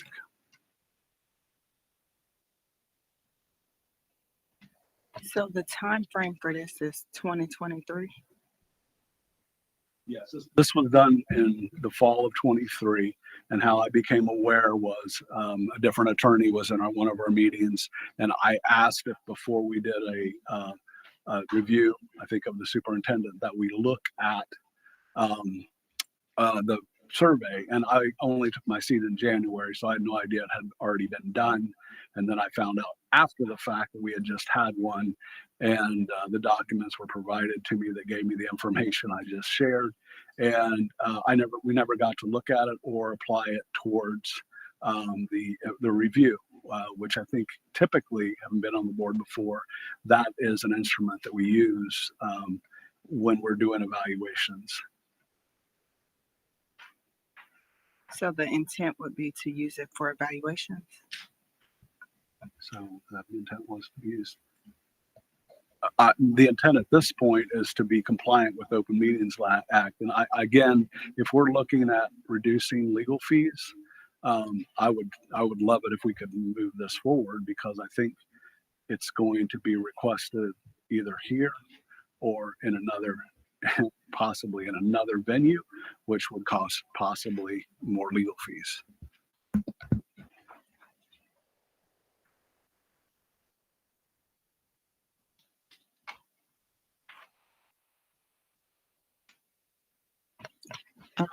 I would say that since the taxpayers paid for it, we have now case law.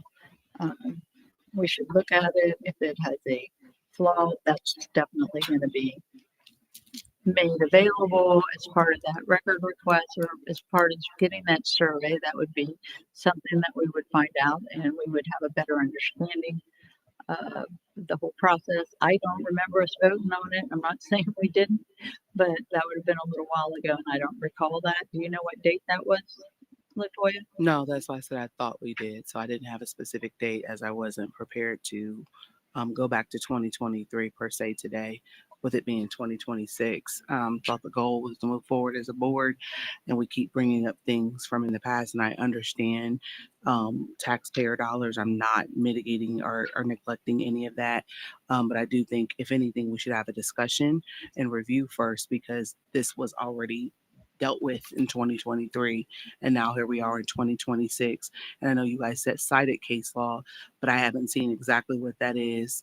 It was mentioned, so I thank you for mentioning, and I was trying to catch what you said. You said Ames or something, I believe, John, but if you have that, I would love to read it as well on what you were sharing. But my concern is just, that's 2023 is 2026. In addition to what I recall, that it was mentioned that it was tampered, that the survey was not accurate.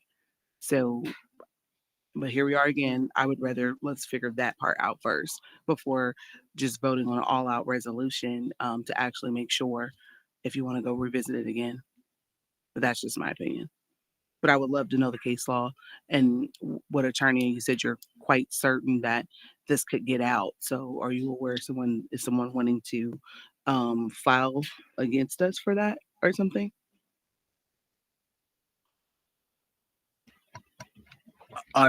So what I'm saying is, from my perspective, we used a trick against the public to not release this. In other words, we instructed, no, let me finish. We instructed them, if they had released their findings, if they had released the files, that would have become public.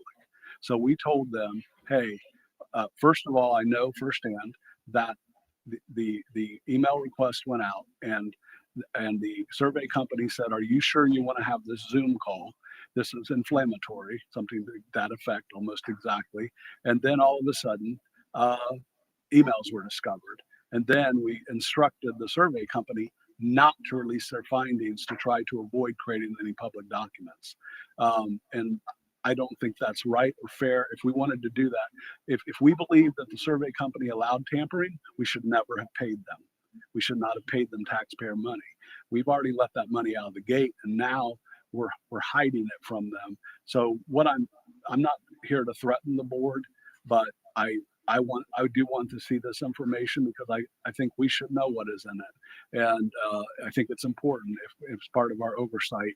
And so, yeah, if I don't get it here, I may or someone else may seek other means of getting it. And I do truly believe that it is due through open meetings, and we can debate that, and you can look at other things.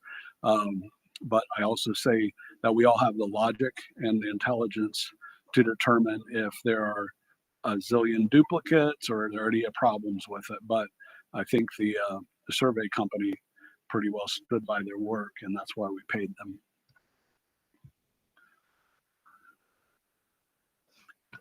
Just a statement that we have so many pressing issues. I don't think this should be one of our priorities. And then again, back to the legal costs, we do this and it's self-inflicted, and it costs our kids in our district a substantial amount of money that could be used for resources.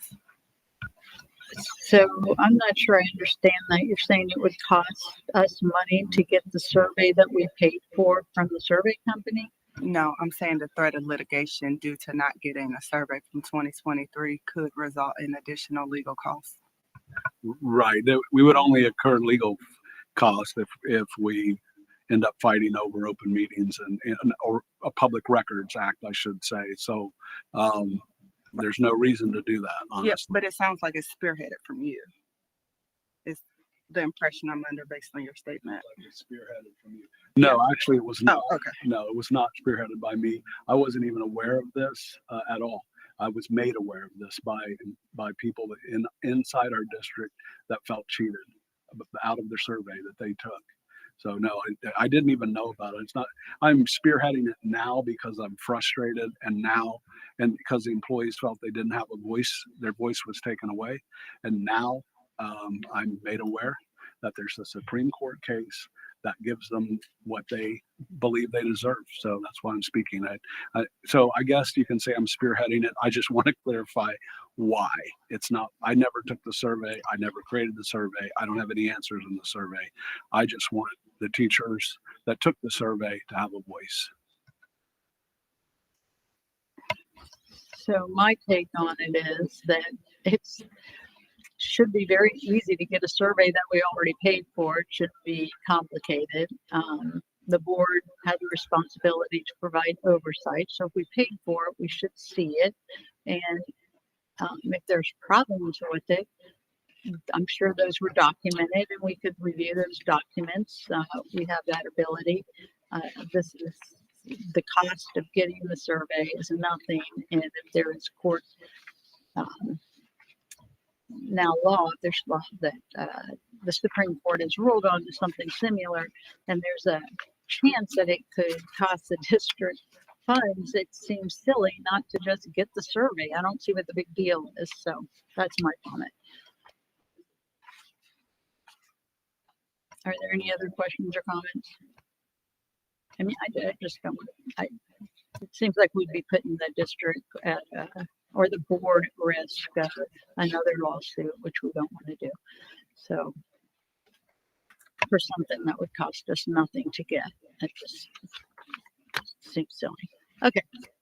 If there's no other comments, Adam, could you do roll call? Mrs. Donaldberg, No. Mrs. Herbert, No. Mrs. Walsh, Yes. Mr. Kirschner. Yes. Thank you for your consideration, fellow board members. The next item on the agenda is number 7.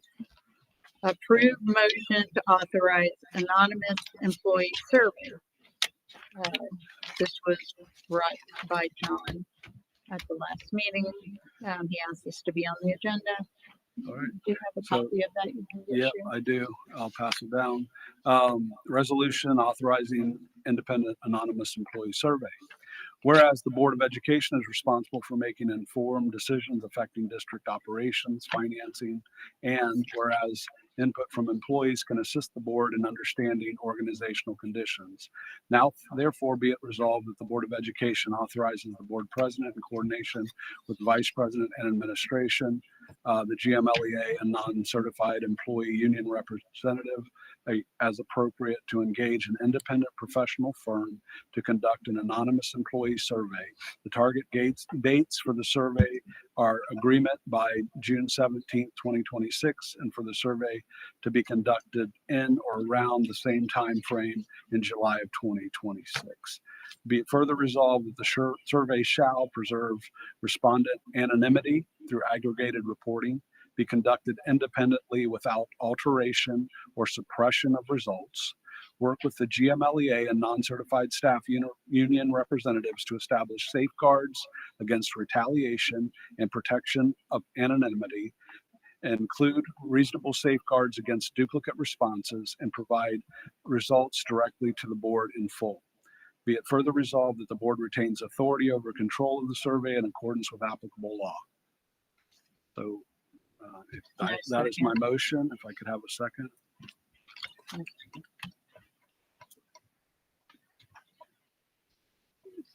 Is there any questions about John's? Did you make a second? I made a second. Oh, no one could hear you. I'm sorry. Yes, second. My comment is, in my 6th year on the board, the past 2 are the only times I have seen this district go a year without an employee survey. My previous time on the board, this was just an annual, regularly occurring event, and it was just aggregate to how we made our decisions, how we judged the employment climate. I think it's important. I think no matter what organization you're running, surveying the people that serve is very important. So I'd just like to see us reestablish this and get it going again. Thank you.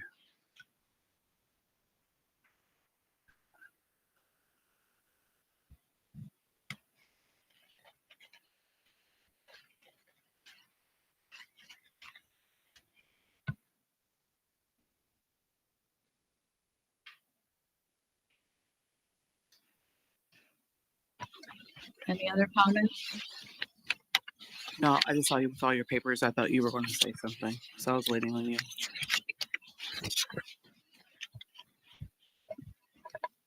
Yeah, I can make a comment. I would say we haven't had a survey since the survey that wasn't released. I think one of our policy actually says the board will do surveys of staff and students. I think it's important. We've had a lot going on. We got a lot of people um, who have been asking why a survey hasn't been done. At least I've been hit up saying, why don't you guys do surveys of your staff? I thought that was something you did. Well, we haven't since the last one. So I think it is important that we do that. Since we've Yeah, allowed them thank to you. speak, oh, I'm sorry.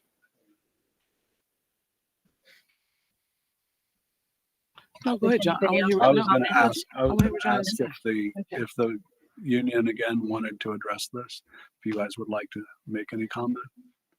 I know you love it. She want other, they're doing the rock, paper, scissors to see who.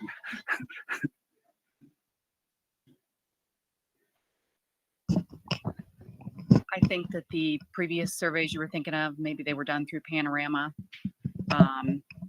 We have not been surveyed since the 2023 survey. We would be willing to work with you. I on think that. the last survey was a workplace Engage survey. Yeah, we use Engage, but Panorama I know is one of the most popular with schools. So I think when before COVID, maybe when Gary was here, we did a lot of panorama stuff. We did. So I you, would be willing to work with you, and do you feel it's important? I do. Thank you.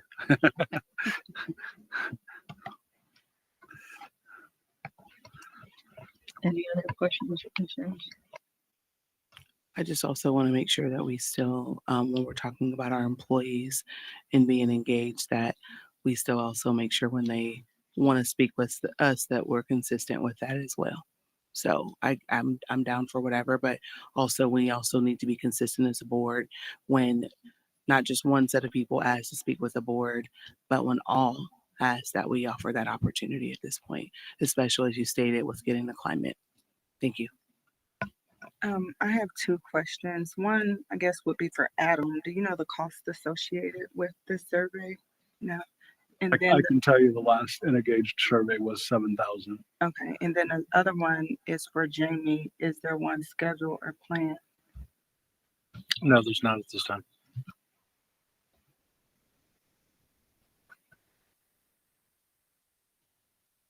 And what was your thought as far as execution? Would that come back to the board? I know this resolution is just to get it going. So how would that be determined as far as the pace and scale of that? Would that be a board discussion along with our administration? What does that look like? Because that's not clear in the resolution. So once if this, the resolution moves forward with the survey, how are we, moving forward? I would have an idea that we could have a ad hoc one-time committee, or we could do a committee of the whole and just meet with them. I think there's several ways we could accomplish this. I really don't have an opinion. I think the teachers will probably have a better idea how to do this than I ever would. So I don't know. Yeah, 'cause it looks like you had the June 17th date, but that's what I was wanting, the pre-work in the beginning and how we would all work together and do all those things. So that's why I was just asking. And I think my recommendation is the committee is that we all as a board are involved in that process. Yeah, I think I would hope we can accommodate that. And I just want to get the wheels turning. I don't feel the need to be involved in it because this is not my wheelhouse. But I just want to get the wheels turning on it and let the people that know what they're doing with the surveys get it done. When you say that though, what do you mean? Because the last time, from my understanding, they did use the people to get the survey going. So I guess that's why I'm asking. And then we had the issue. So when you say work with the people, who are the people? I'm saying primarily for me, it's the teachers union and OPERS. Gotcha. weighing in on Okay. Who they like, yeah. So you're saying union only. We're not going to survey administrators. We're not going to survey everybody. Or are you only speaking of union? No, I'm saying they would probably have, like, they just mentioned a company that is prevalent in education. Okay. I would think the company itself is going to have a lot of input as to what is typical in a survey. I don't expect the board to be, for me, I don't have a question that I want on that survey. It's not my place. I'm just trying to get it started. I don't know if that answers your question. I don't have the exact answer for how we get to the date, except that we probably should meet soon, and we could establish. Okay. We could establish 2 people to do that. It doesn't matter to me. Whatever you think works. As long Yeah, as I we think get the it full started. board would be great. And that's all I wanted to make sure we talked that out, just so it's on record. Thank you. Any other questions about Mr. Kirshner's resolution? All right, Adam, if you could do roll call, please. Mrs. Dauterberg. Aye. Mrs. Herbert. Aye. Mrs. Walsh. Aye. And Mr. Kirshner. Aye. Thank you again for your consideration. I'll pass the copies down. Resolution passes, and now we are on to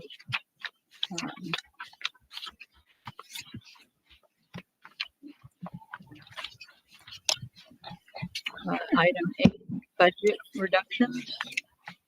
And there's should be like a revised budget resolution that was on the desk.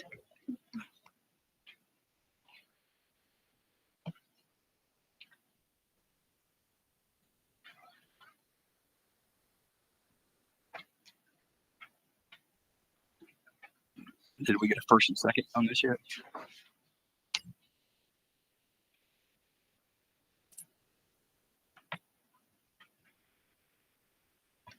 All right, there's no first and second, so that we move on to the next item, which would be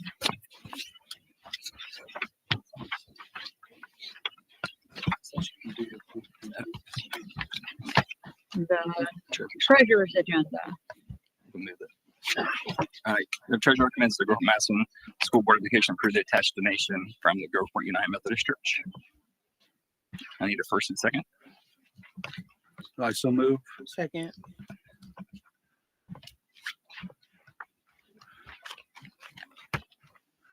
Any questions?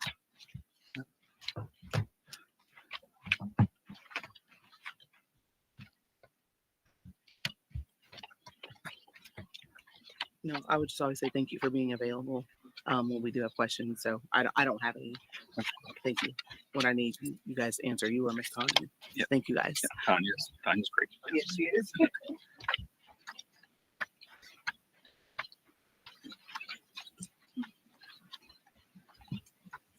I'm still trying to find it. Hold on.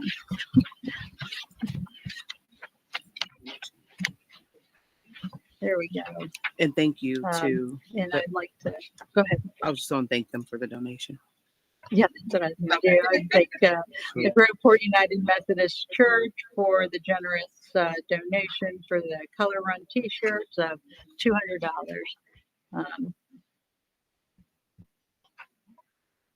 It's a little confusing. I thought the run was sponsored by the Groveport Madison, Groveport Recreation Center. But I do appreciate them making that donation. There's multiple donations, Yeah, we if I'm we not still have mistaken. supplies from the schools. And stuff. Oh, okay. Yeah, we need to buy. Okay. And then the Ed Trust did some And donations. then as Ed well. Trust also did some donation. Great. Yeah, thank them very much. Yep. Is it roll call? I'm just sorry. I got lost and confused. I thought we were on approval of the minutes. No, that was moved after the executive session. Thank you. I missed that. Sorry, John. I I'm did like, hear wow, you say how did I that. get lost? I did hear him say that. Yeah. So this is just a donation, John. Thank you very much. Any other questions?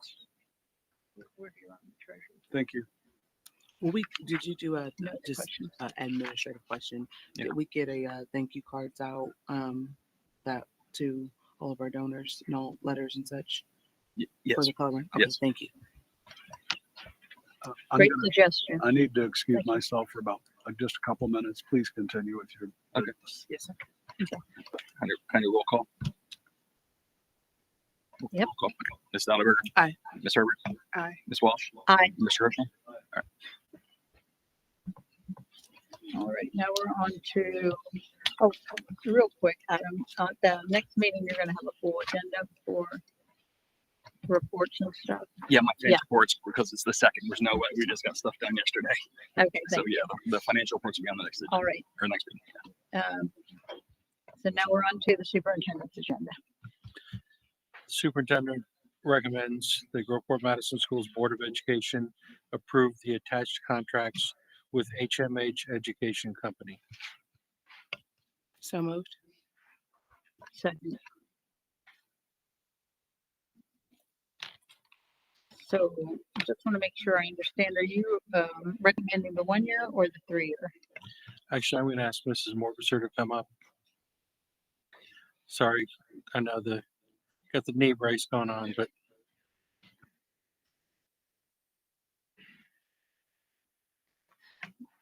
I believe it was it was a cost savings with the 3 year. We were able to lock in the cost so that we don't see an increase in year 2 or year 3. And I asked the high school staff, this is the HMH curriculum at the high school. They've been using it since at least 2023. And I asked the high school department chair and he checked with his team. They want to continue using it for those courses. And you've been pretty happy with the results of yeah. the program? Yep. It's a good program. It's a good curriculum. Great, thank you. You're welcome.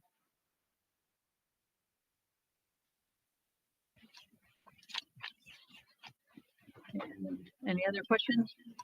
Do a roll call, please. Mrs. Delaware. Aye. Mrs. Herbert.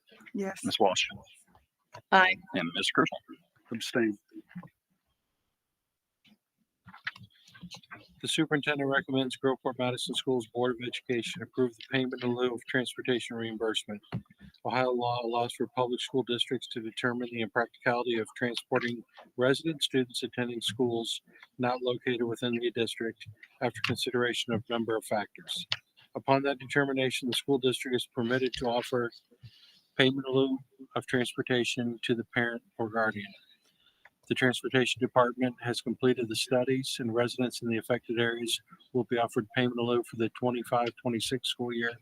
The initial list of families being offered payment in lieu of transportation is attached as executive content since it lists the student names. Per 3327.01 of ORC, we are declaring the students listed below impractical for one of the 6 reasons. I so move. Second. So when this came up before, there was a question about the dates in these. And actually, I was at the time thinking this was for next year. These were names that were inadvertently left off of previous board agendas for this year. And before we can process payments to the families, we have to actually approve the payment in lieu. So this is a catch up of something we missed earlier this year.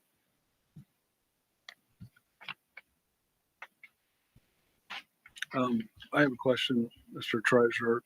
Do you have an idea what the average reimbursement amount is? Average reimbursement? No, but I can get that for you. I just don't want to say a false number. Do most of them usually fall over the threshold where we have to issue 1099s? I think the answer to that is yes. Let me get the exact answer. I'll email the whole board exactly what the amount But is. we do end up issuing 1099s to some of them, correct? Yeah, if it's over the threshold. Thank you. Thanks for the clarification on the year. I appreciate that. You said there was a cutoff date that families had if they're going to a school. Were you able to check on that date? You said you thought it might be April, but you weren't sure. Well, what I was thinking the last time when we met, that this was for next year, and charter non-public schools are required to get us their schedule, their start dates, their hours by April 1 of the spring before, which is a true fact, but it doesn't have any relevance in this particular situation. The other thing that changed a couple of years ago, we used to do payment in lieu only maybe like once or twice a year. And the new law that's in place says that when someone is the transportation is deemed impractical and they're up for payment in lieu, you have to put that on the next regular board meeting. So for some of you, well, for everybody now, when you used to have it only a couple times a year, now we typically have, it might only be one or two, but we have virtually every meeting that we bring them forward. So that's part of the reason it's on every meeting as well now. Did we potentially jeopardize their response time by retroactively doing this because they have a appeal window? Is that correct? I don't think so. I can check on that. Yes, there is an appeal time and a window. But I'll have to follow up on that. Okay, thank you. Thank you. Any other questions? Roll call, please. Okay, the first by John and the second by Latoya. Mrs. Dellenberger. Aye.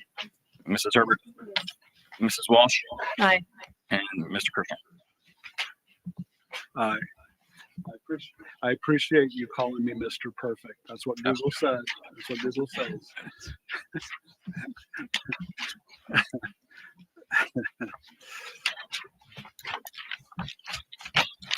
The superintendent recommends Groveport Madison Schools Board of Education approve the contract renewal with Frontline. So moved. Second.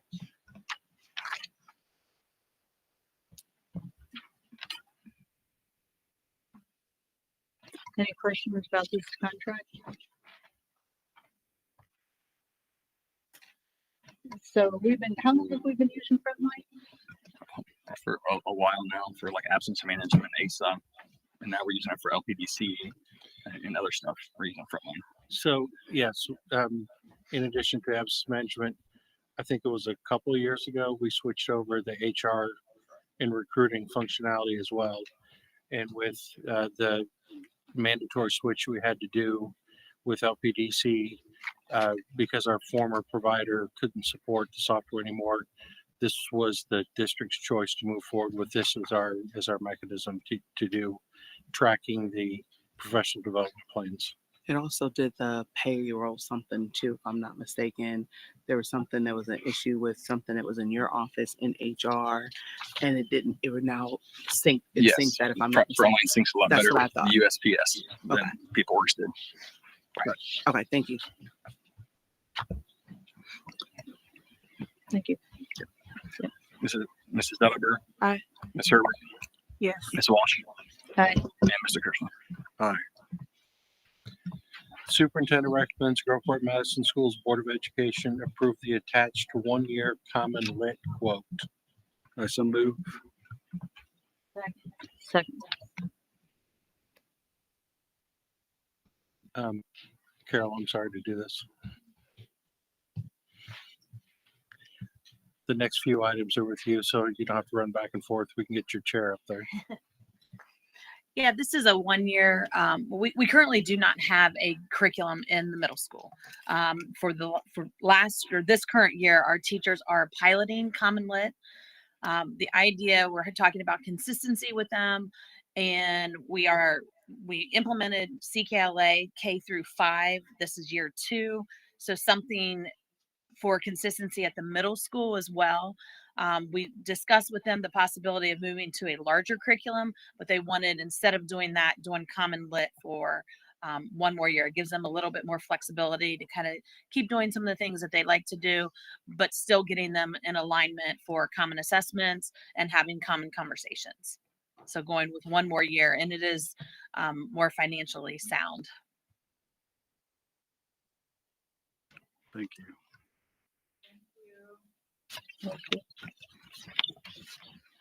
Yeah, I have John's first and Kathy second.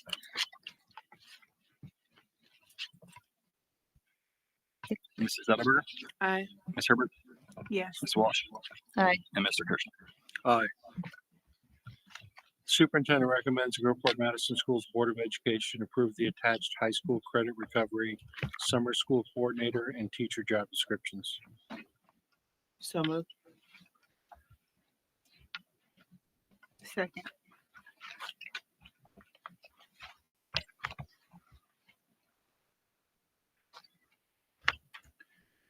I have a question for Carol. I think you've made some headway in getting, I think this might tie into this, I hope. You've made some headway in getting students to better participate in courses that they might otherwise ignore and wait for an easy way out in summer school.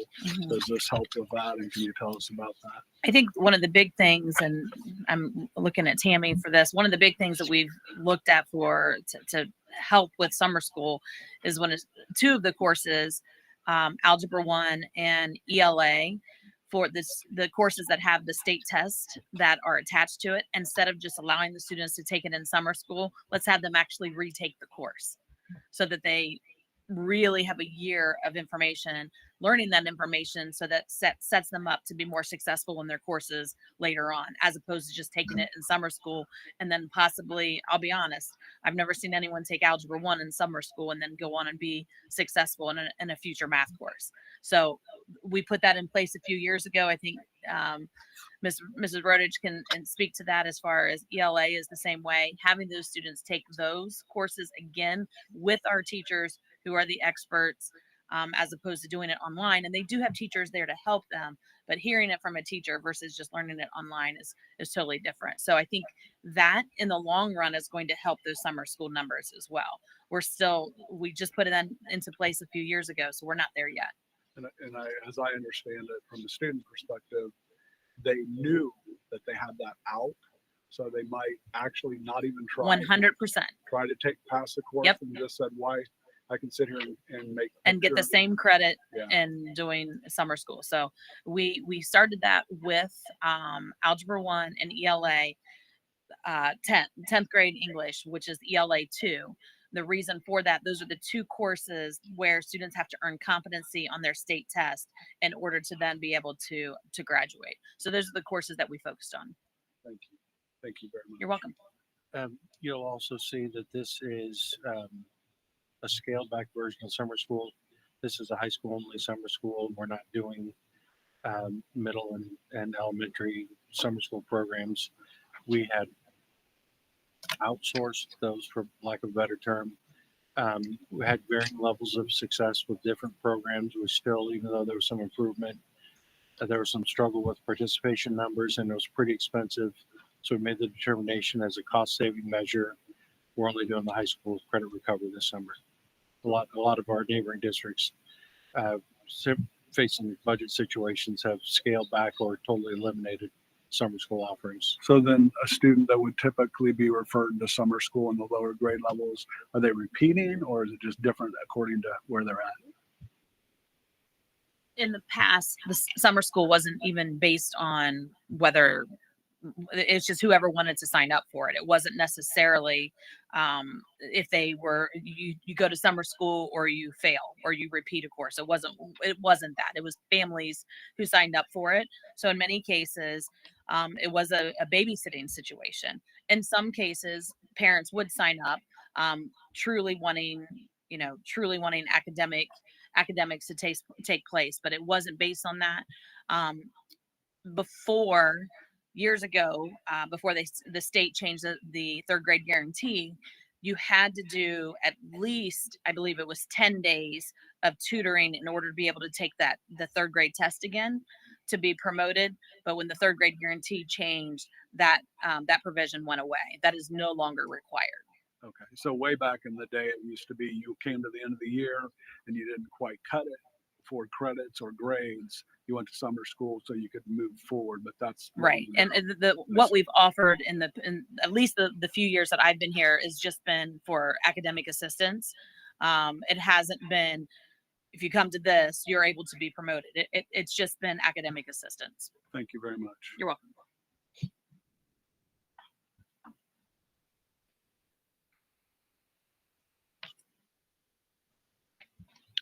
Mrs. Delliver, Aye. Mrs. Herbert, Yes. Mrs. Walsh. Aye. And Mr. Kirschner. Aye. Superintendent recommends the Groveport Madison Schools Board of Education approve the attached quote and payment structure with Amplify. So move. Second. All right, this is a pretty big contract with a lot of different layers, and I'm going to defer to Carol on this. Okay, this is with the same company that we use. Amplify is the same company that we use for CKLA, which is our ELA K through 5 curriculum. We just are finishing the second year with them. Next year will be the last year of the payment. It's a 5-year contract. So third year for ELA going into next year, then we would be starting the first year with math.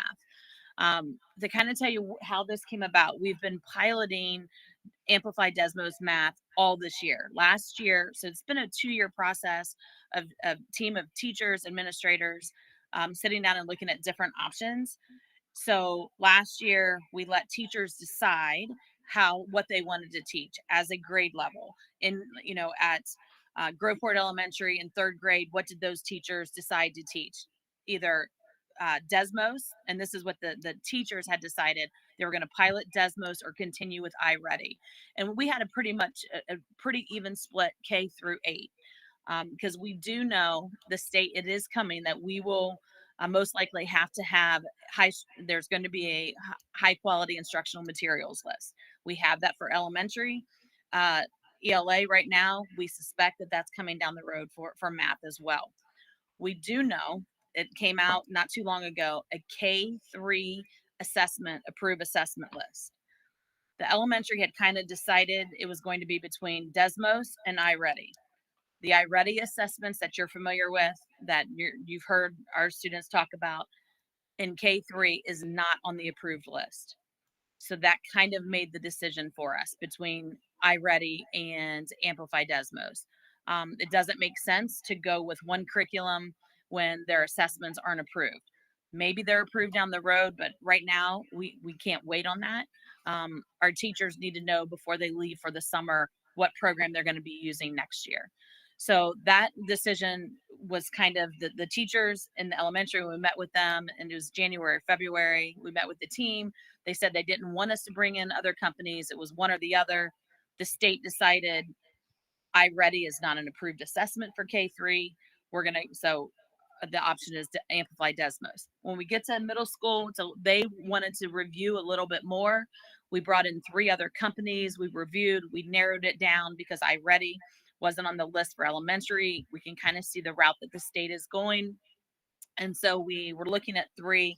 When the teaching and learning team sat down with Mr. Smathers, Mr. Grube, and Mr. Collier, we kind of looked at it from the full financial perspective. This is going to allow consistency, K8. It will allow consistent PD. It will allow for the treasurer's department, because it's the same company. Next year will be the last year, and correct me if I'm wrong on this, Adam. Next year will be the last year with CKLA, and Amplify has agreed for our first year of payment for math for it to be the cheapest year. So because we're using the same company, Mr. Collier was able to work with them on working on a payment plan that will work for the district as well. Correct. And so when we looked at also what we're spending now over the next 5 years, and it was really close. I think it was like a reduction or savings of like $15,000. So that's why I was comfortable with it. Are you comfortable standing this long? I'm okay. Yeah, I'm fine. Thank you, though.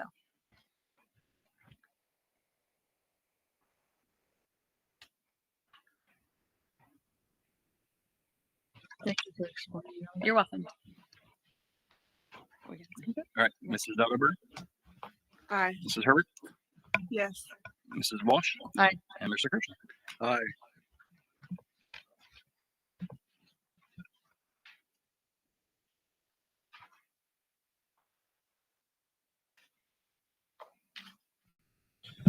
The superintendent recommends Groveport Madison Schools Board of Education approve the contract with Right It School as attached. So moved. Second. Okay. I put this in my board update last week with some information. Mrs. Walsh emailed some questions, and I gave you a barrage of information today about Right at School. But the short version is Right at School is before and after school program. Right now, we offer EDP, and this would have that become an outsourced program, and there are some benefits to that. One of which is because they are eligible to be able to give different types of pricing options or get reimbursement from the state for students who are free and reduced. We think that the program is going to be able to serve a lot more kids for families who might not have been able to afford it before. So our hope is that this would expand from the 2 schools we have now to all 6 elementary schools. Even though this would be outsourced, one of the things they would look to do is want to talk to our existing staff members who want to continue on. But again, in the information that I gave you, there's a lot of overview. There's some case studies I sent you. One was at Beaver Creek, one was with Springfield. And so I guess I'd entertain any questions that you have.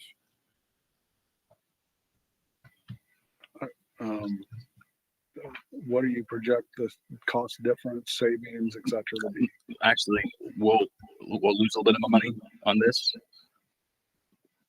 because the ED program we run now, we bring in a profit, and we'll still make a profit. It's 3% of their sales, but we'll lose probably 45,000 a year on this. But again, I'm okay with that because it serves the 6 schools and hopefully more students. But again, and that could change it. We could get more money from them, but we are going to lose a little bit of money on this.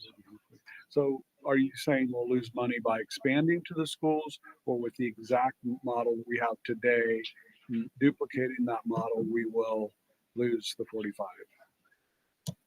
With it being contracted out, we'll lose about 45,000 a year.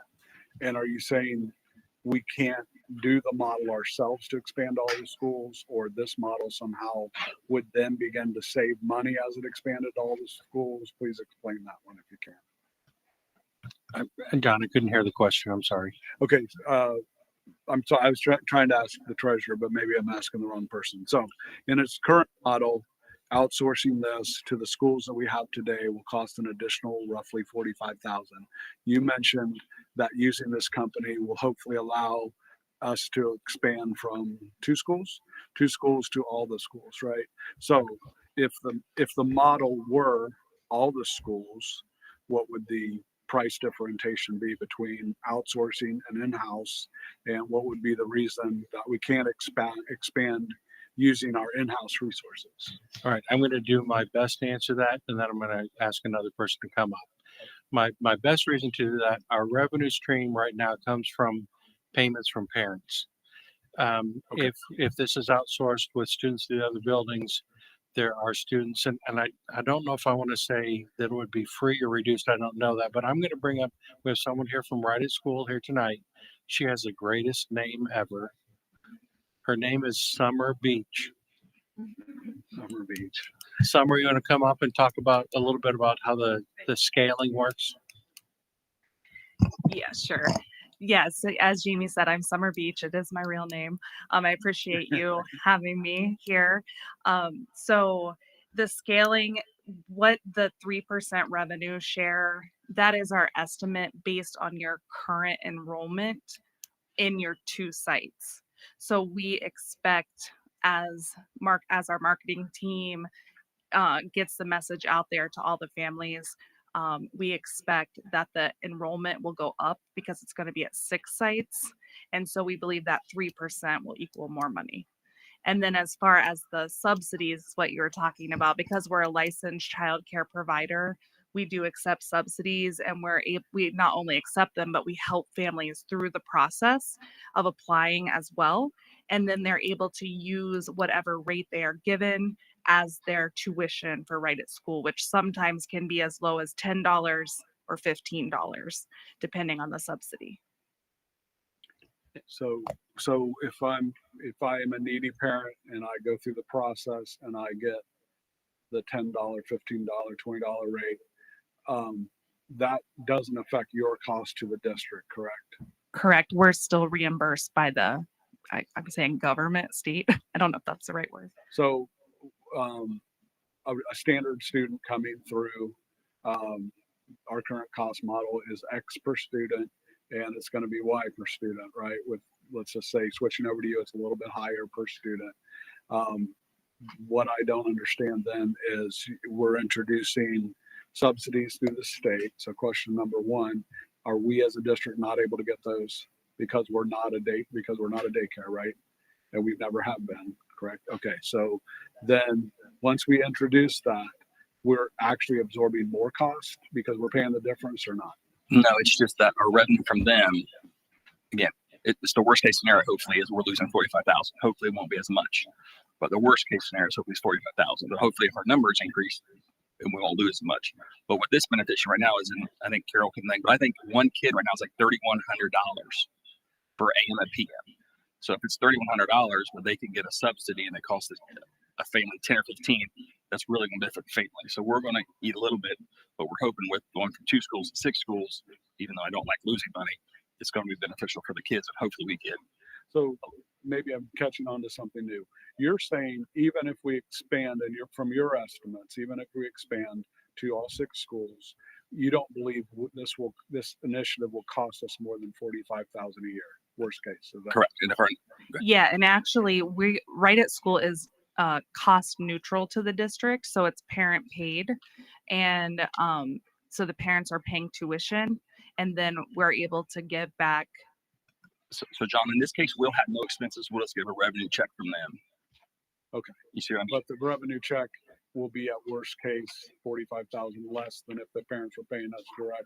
Correct. We're able to expand services. Correct. Thank you. I do have a question. Since we don't have the accreditation as a child care facility, what is the reason why we didn't consider that route by chance? Or is there barriers on becoming accredited or a child care facility to then obtain that so we can get the subsidized dollars? Have we never looked into it? Just curious, just throwing it out there. Sorry, though, monkey wrench and everything.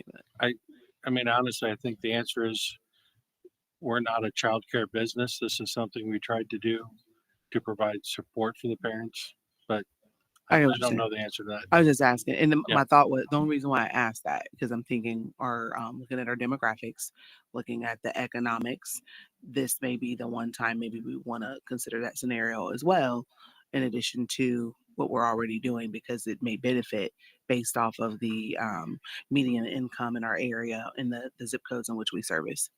That's the only reason why I asked. I just know as long as I've been here, and I think in the history of EDP, it never has been. And then with the EDP staff, any information you can share on that? Summer, do you want to talk to that? Yeah, so part of our transition, we're locally inspired, and so we want to be a true partner and be an extension of the Groveport Madison community. And part of that is who knows your kids best, the parents and adults in your community that may even have children in the school system. And so they are, sorry, my brain just stopped working. It happens. The current staff. Yes. So we are able to, we actually meet one-to-one with each of the staff members if they're interested in pursuing employment with Right at School.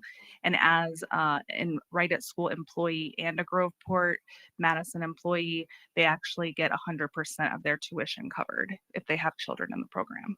Okay. And do they get first like preference as far as employment first? Like we're considering our staff first? Yes, ma'am. Before going outside? Okay. Yes, ma'am. Does this program expand the age group at all, or is it the same model? We are planning on taking over the same model. So it would be K through 5. But at 6 sites as opposed to 2. Right. Do you have models in other schools where you actually go to lower ages? I'm sorry, can you repeat that? Do you have models in other schools where you go below that age? Yes, we do also offer a pre-K extension program as well as an option or an add-on, if that's necessary. But yeah, we do have pre-K as well. Thank Jamie, I have a question for you. So I did go on a visit to see like the after school program, and one of the major concerns was space. So with the expansion, where's the space coming from? Well, that's something that's always a premium for us when we have different youth programs and other after school programs. I guess I would say, and this is speculation that I'll defer to Summer a little bit, but right now, one of the first things we started when we were meeting with Right at School, they wanted to see our numbers and what's the participation.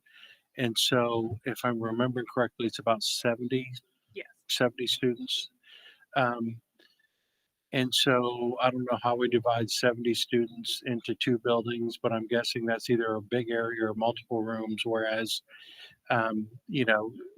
what could it grow to? I mean, it could potentially grow a lot where space is a real issue. But it's also, if we're able to have a program in each one of our buildings, I would think at least initially it would be smaller and easier to figure out in a smaller space and rather. But one of the things in there that we asked Right at School, and they confirmed that school needs for space utilization always take priority, and we work together with them in the building to figure out how to do that. And there's other implications also with cleaning schedules. When you have lots of after school activities, when can the custodians get into the rooms to clean and sanitize and do that? But that's just something we'd have to work together. That would be something, if we were able to internally expand, we would have to contend with as well. And again, no one ever likes to have a drop in revenue, but I'm also excited about the ability to potentially serve more of our families. And if we're able to have programs in each one of our buildings, that's going to eliminate the need where we're putting a kid on a bus to drive them from one building to another building. And so then they're missing the beginning and then they're waiting for so we would have at every site, which would be beneficial as well. So They- I'm sorry, to kind of give you an idea now, what we're doing is they use the gym and cafeteria. Because of the numbers that are allowed, we can only have 36 students at a time because we have two people working. So it's a 1 to 18 ratio. So they fit in the gym, two adults. And we have my current numbers that we wrote down a couple weeks ago. Glendenning we had 30 in the morning, 23 in the afternoon. Sedalia was 34 in the morning, 25 in the afternoon. So they are able to fit in the gym. To give you I think it was John that asked about the cost, or I'm not sure, maybe Adam, you mentioned it. One student, if they're going both AM and PM, costs $31.50 for the year. So it's pretty high for a family. If they're sending two children, that's one child. If they bring a second child, they get a discount, and that's $28.98. So that's pretty high for a family. Sometimes when the family sees that cost, they decide not to take advantage of it. So one follow-up now. So how do you use the gym and not interfere with the gym? Are you using the stage areas, or how do you have morning and afternoon in the gym and still have gym or still have cafeteria? They're done and cleaned up by the time that the students are entering the building. EDP finishes and they head off to class. Thank you. And then in the afternoon, it's after school. Thank you. I know I've used EDP, so it was great. The only other question I had, did we get an idea of cost savings with the busing then? So with the students we have, how many students are we busing? So there could be savings because of the bus then? If I remember Or right, no? busing was CBS kind of threw the busing in there. So I'm assuming there is some savings So there. under our current contract, there's no additional cost for that. Okay. If we had to pay for the busing part of this, we wouldn't make any money on EDP. Gotcha. So because we don't have it, we don't have an expense. So therefore, there's not necessarily a savings at this time. But in the future, that could change. with busing. And then if busing all of a sudden they do start charging busing, then we wouldn't make any money at all. Right? How many EDP staff do we have? Four, 5. We have a total of 5. So we have 2 at Sedalia. They do AM and PM. We have 1 at Glendenning that does AM and PM, 1 that does morning only, 1 that does afternoon only. So it's a total of 5. And then they're for 4 also positions. they're also employees of the district too, or some of them are only EDP. Some of them are only EDP. Okay. I believe And then 2 are only EDP. That program has been managed out of Carol's office with Hillary Phillips, who is Okay. And the only reason why I asked that because then it changes benefits and things a little bit for those employees when we switch over to contract. I would assume they got some sort of benefit, and I know HR's name, but didn't know what their benefits and things like that with changing from leaving Groveport to. No, that would just be like a second job. So like their benefits wouldn't. I'm talking about those that are only employed by us. Oh, Like they're they're not, they're only EDP. Like they don't have another position within the district. Correct. So that would impact their benefits. And right now they go through the ESC. If I remember, they're paid through the ESC anyway. So Okay, not that's why I corporate want to make employees. sure it wasn't impacting like retirement things, things like that. Just asking. Thank you. So yeah, I have some questions, and Jenny knows I do. They're more about the contract because I think it sounds like a great program, and your literature about this group was, good. I know support expanding affordable programs before and after care, but I do have questions about the contract that concern me. So was this contract vetted through legal counsel? it was, yes. And who was that vetted that? Dane Gashin with Bricker. Bricker. So, Did you say Brooker grade? Thank you. so there's no clear right of removal in the contract at all. So that kind of concerned me. Like if we have an employee of theirs that is causing a problem with our students, or we find out. I think that might be a problem that we don't have a clear right of refusal or removal of those employees, and that's in Schedule 8-9. And Could you repeat that last part? that's Schedule A, Section 9. So the other was, and I didn't get responses to these, then Jamie might not have had time to do it. because- No, I sent you like a 10-page response. Oh, you did. That's all I've done for the last day and a half was No, I'm get sorry. responses together. I didn't see that. Oh, that's with all the other? Yeah. I didn't see all the responses to the questions. I apologize. So maybe Yeah, we'll you just got have to go through it detailed. again. So with your question, we gave detailed response for each one. And then we also asked for right at school to confirm what we were doing. So all of your questions have already been. Well, we can fully- just go over them real quick right now. So I want to make sure that we are following the requirements of Ohio Senate Bill 29, but I'm sure that must have been covered, right? Because I didn't see an ownership, explicit provision addressing data ownership, which I believe that bill, it's like 24, 25, that's a new bill. So I want to make sure that's in there. And another thing that I didn't see that concerned me was if we have students in this program who have IEPs or 504, and they require one-on-one aids, who would be responsible for the cost of those aids? If a child needs a one-to-one, we are unable to provide it as right at school. So that would be up to the district to provide.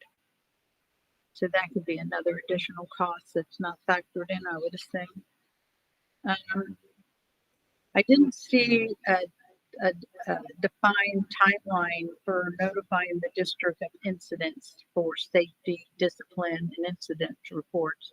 And I want to make sure that our policies are followed within our schools. So was there any discussion about establishing consistent criteria of documenting and reporting behavior incidents or discipline actions Yes, to ensure alignment? Yes? yes, Okay. ma'am. Perfect.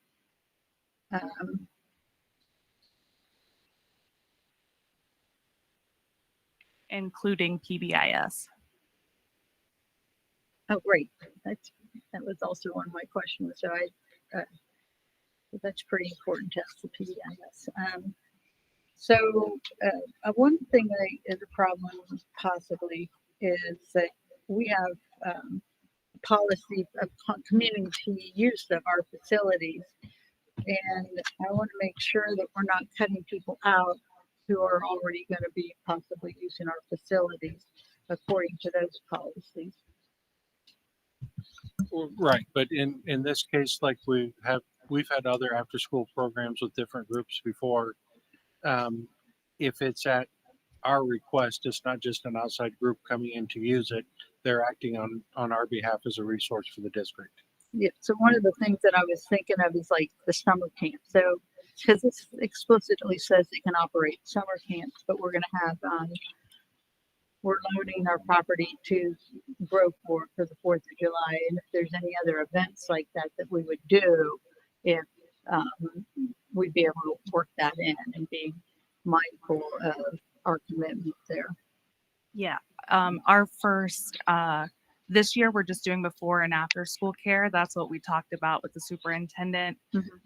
We do offer summer camps, but our operations team always works in partnership with the district to ensure that the appropriate spaces and times align with everything else that's going on. Great, thank you.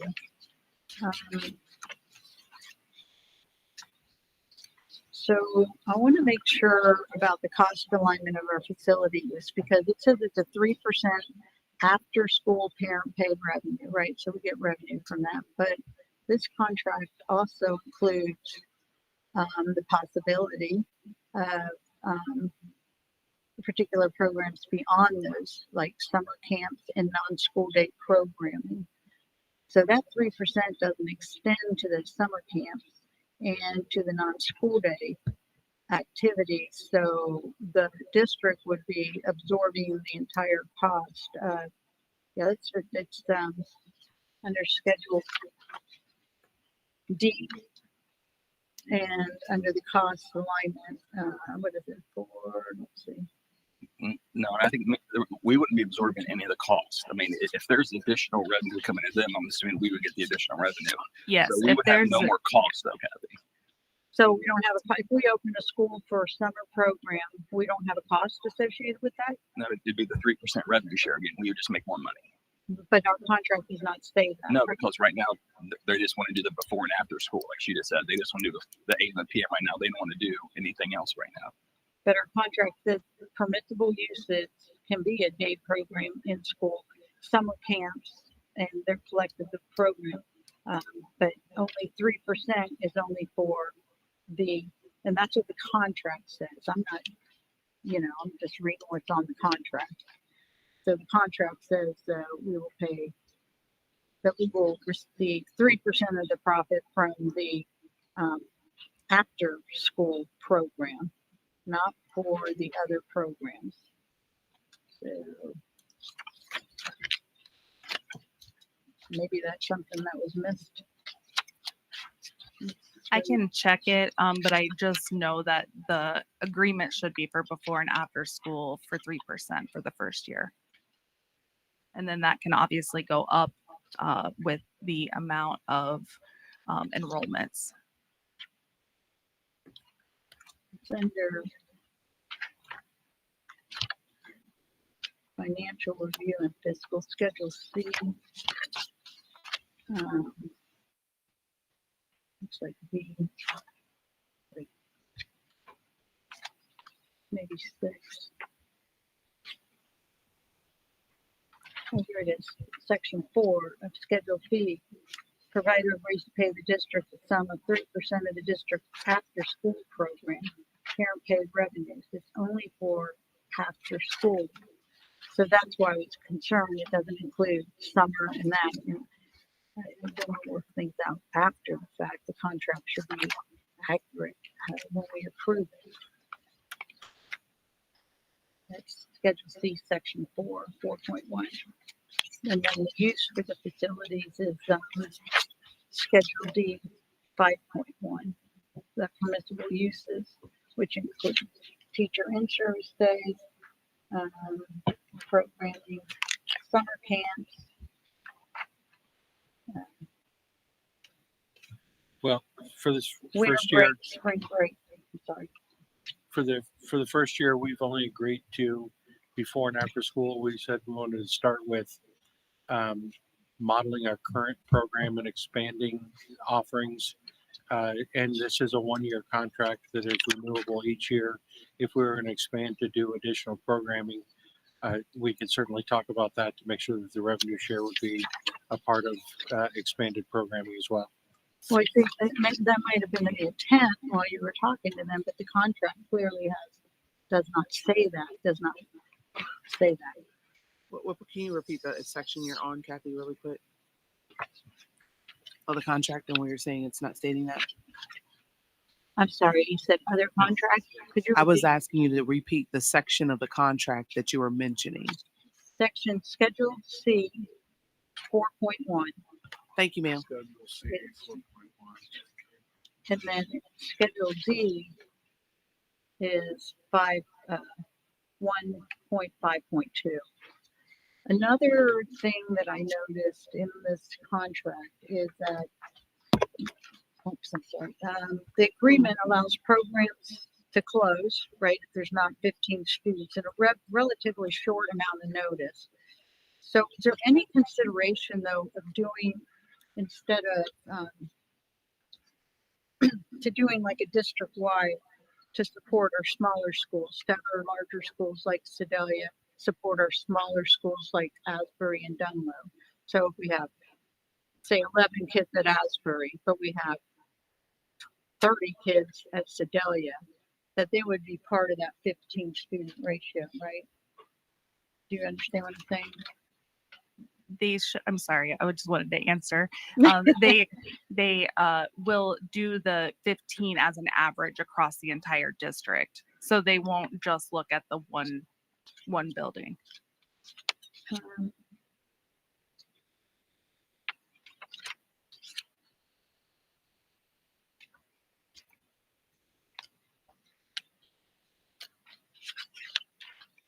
I don't think that's what the contract says. So, I mean, that may be the intent, but that's not what the contract says.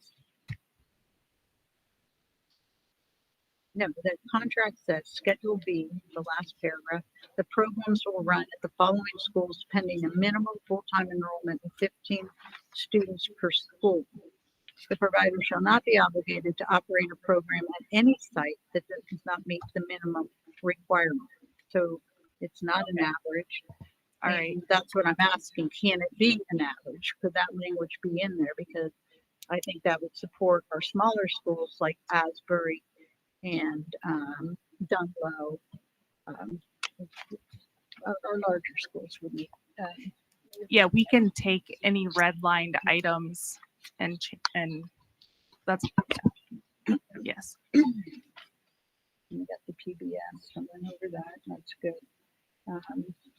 Yeah, the summer camp thing really, because we're opening up the school, and you said we're not doing summer camps, but the contract says that could be done.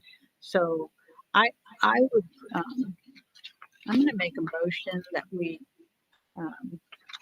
table this to the very next meeting, May 12th, so we can get some of these provisions more in line what would be the best, what I feel would be the best for our district overall, and that the contract's a little bit clearer. If there's a summer camp going on, how long are your summer camps? They're usually 10 or 11 weeks 10 if or we run a summer camp. Okay, and so we would be opening our school, we'd have maintenance, we'd have staff, we'd have HVAC, all these requirements, but they're not part of that 3% cost sharing. So Well, but keep that in would mind, be a problem. we haven't agreed to even do any summer camps. And I think it's But important. I understand that with all due respect, but the contract says that we can. Could you let him finish, please? The other thing I guess I would share is, Summer, do you want to talk a little bit about what we've discussed, what it takes to get approval and up and running, and why timeliness is important? Yes, the timeliness is super important because of the licensing requirements. And it does take on average at least 12 weeks for us to be fully licensed and ready to go, plus multiple operational meetings in-house with administration and interested parties.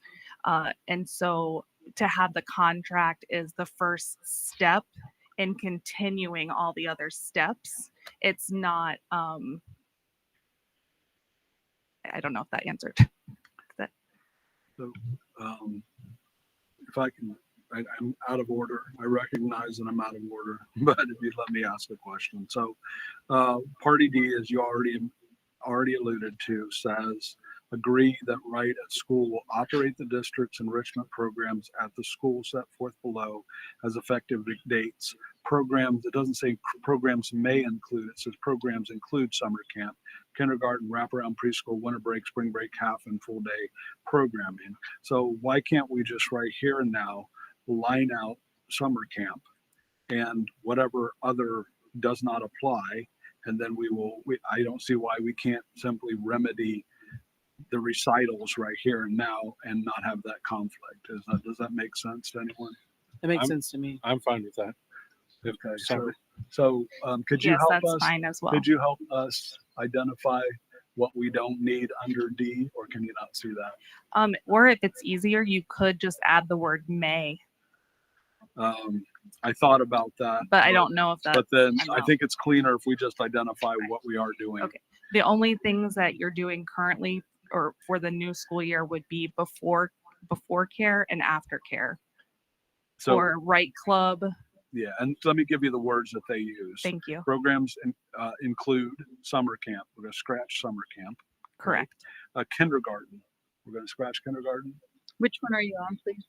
I'm on the recitals of what we're doing, which is recitals and A, B, C, and D. Recitals D, by and between Right and School LLC, School Service Facilities License and Building Use Agreement.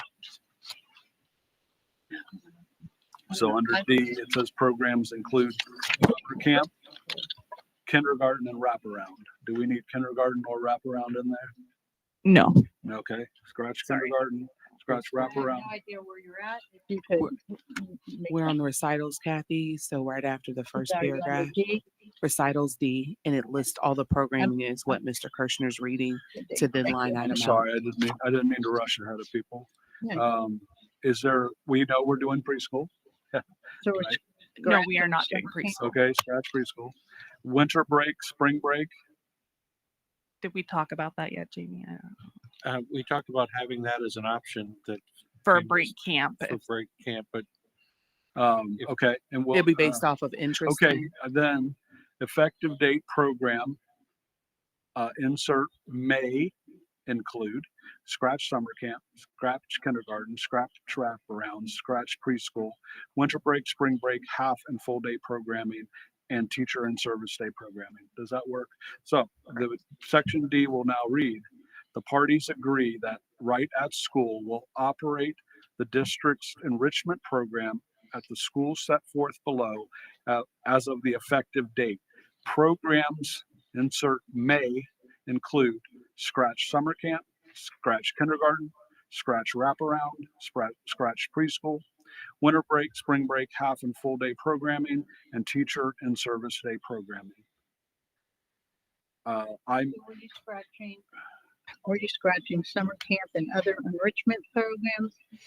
We were changing the may and therefore leaving the winter break and spring break. We are not currently proposing that, but we're leaving that option open as I understand it. Does that answer your question? No, it does not. Okay. So, she's asking about the rest of immediately after summer camp, where it says and or enrichment programming. I wanted to verify that we scratched that too. coming your way. I think you would leave enrichment programming on. Because that's what before and after. Gotcha. So the enrichment programming is the before and after programming is what I confirmed with Miss Summer. So we're keeping enrichment programming that is the before and after day, before school and after school programming, correct? Okay. Okay, so do I need to clarify that one more time, or are we good? No, I'm good. It was just, I thought there was a So question. I move. Are there any other changes that anybody wants to see to this agreement? Yeah, that provision is also that is also under the permissible use of property. Right, I know that, but Schedule D, I got that. But however, in the recitals, we are out there. That outlines what our facilities may be used for. However, the recitals outlines what we plan to do. So I don't think that having you may park your car in slot 3. If the recitals say we're not using slot 3, I don't Right. think we need to redundantly address that unless you disagree. I agree with you, John, on that. it doesn't say may. I don't know where you're getting it. It says We're the adding license may. provides out-of-school enrichment programs No, included, John made the but motion not to add May, limited Kathy. after-school program, kindergarten, before school, wraparound preschool, winter break, spring break, half day and full day programming, teacher in service. You're looking at one part of the contract, not the contract as a whole. No, my understanding, John, is we added May. It was your recommendation. And then because it's in the recitals, it already identifies for the remainder of the contract what we're using, correct? That's what I I'm understand. just, yeah, I saw the others. Mr. Tugent, would you like to weigh in for us, or do you not? No, he can't. No. Okay. All right. He All right. cannot weigh in because he's conflicted. I forgot you're conflicted out. So what's your other area, Kathy? Well, no, I mean, legal did review it prior to it coming to the board. What? Legal did review it. I'm just trying to yeah. get this past Yeah. the delay. I'm with Yeah, you. yeah. I'm with you. Let's. And I did say, I have to say, appreciate I agree with not having excess in here that isn't relevant. I don't see. Can we just state whatever's in the recitals that will make the changes in the other locations of the Did you contract? read Schedule D of the contract, Mr. Kirshner? I'm sorry, what? Did you read Schedule D of the contract? Did you? I'm asking Mr. Kirshner if he reviewed Schedule D of the contract. Yeah, and I'll look at it again. Let's look at it together. But I did. I saw that it was usage, but as I said, I think the recitals affect the usage. But let's take a look. Facility lease and building use agreement. Appreciate your patience. The facility license and building use agreement is entered into as the above date, Groveport, Madison. I'm going to summarize. Limited liability company under the laws of the state of Ohio in consideration according with the terms, covenants, and conditions. The district hereby licenses and permits to use, and it identifies the two parties, description of properties. Asbury Elementary School, Dunlow Elementary School, Glendenning, I'm going to get there, Groveport Elementary, Madison Elementary, and Sedalia. Now you want to look at item 152, permissible use of properties. 1.5, yes. The whole thing. Licensees shall use the properties for the purpose described in the services agreement and this license agreement, and shall not use or permit the property be used for any other purpose without prior written consent. I think this is referring back to what we just fixed. Licensee provides out-of-school time enrichment programs, including but not limited to after school, before school, kindergarten, winter break. This says what they provide, which we have identified out of what they provide, what we are going to be utilizing in Section D. The programs are parent-paid programs. The licensees after school, kindergarten, and teachers in-service days are limited. Okay, so exterior signs improvement. Where else do you want to look at in this section? It says that the agreement it says the agreement includes the recitals and schedules. So I just want to be clear that I just don't understand it. That Yeah, what you're saying you're interpreting the contract and that we wouldn't be required to provide that. yeah, so this is permissible use. And then I believe section, the recitals outlines the actual use we are agreeing to. So they have permissible uses and they have a laundry list. However, we have identified and scratched out the portions of that we will not be using at this time. So I believe the recitals cures any broad ranging outline that is included in permissible use of properties. So what about, Schedule B with the enrollment, that we add average? I don't know, is there somewhere in the recital that covers Schedule B and how we interpret it? Do you have a suggested change for Schedule B? Yeah, I would like that to be average. I would want it, to be just per school. Average. Schedule B. C, B, okay, so paragraph.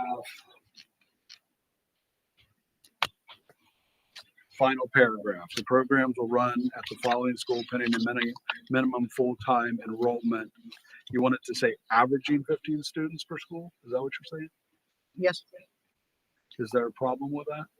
No, you can put averaging 15 Okay. per school. Yeah, And scratch of final paragraph of Schedule B, scratch of insert and average in place of an average of 15. Final paragraph. Scratch enrollment, enrollment, scratch of, add an average of 15. With those, An average, not per school, okay? We gotta make sure that we have this read correctly, that's the average for the district. an average per the district, not per students per school. I don't know if I have the authority because I'm not able to tell you to change it from per school to the whole district. Right. But you could make it an average per school, but not go so far as to say. Correct. All right. Because only 15 for the whole district. Thank you. Well, Okay. is there a motion on the floor that is waiting for a second?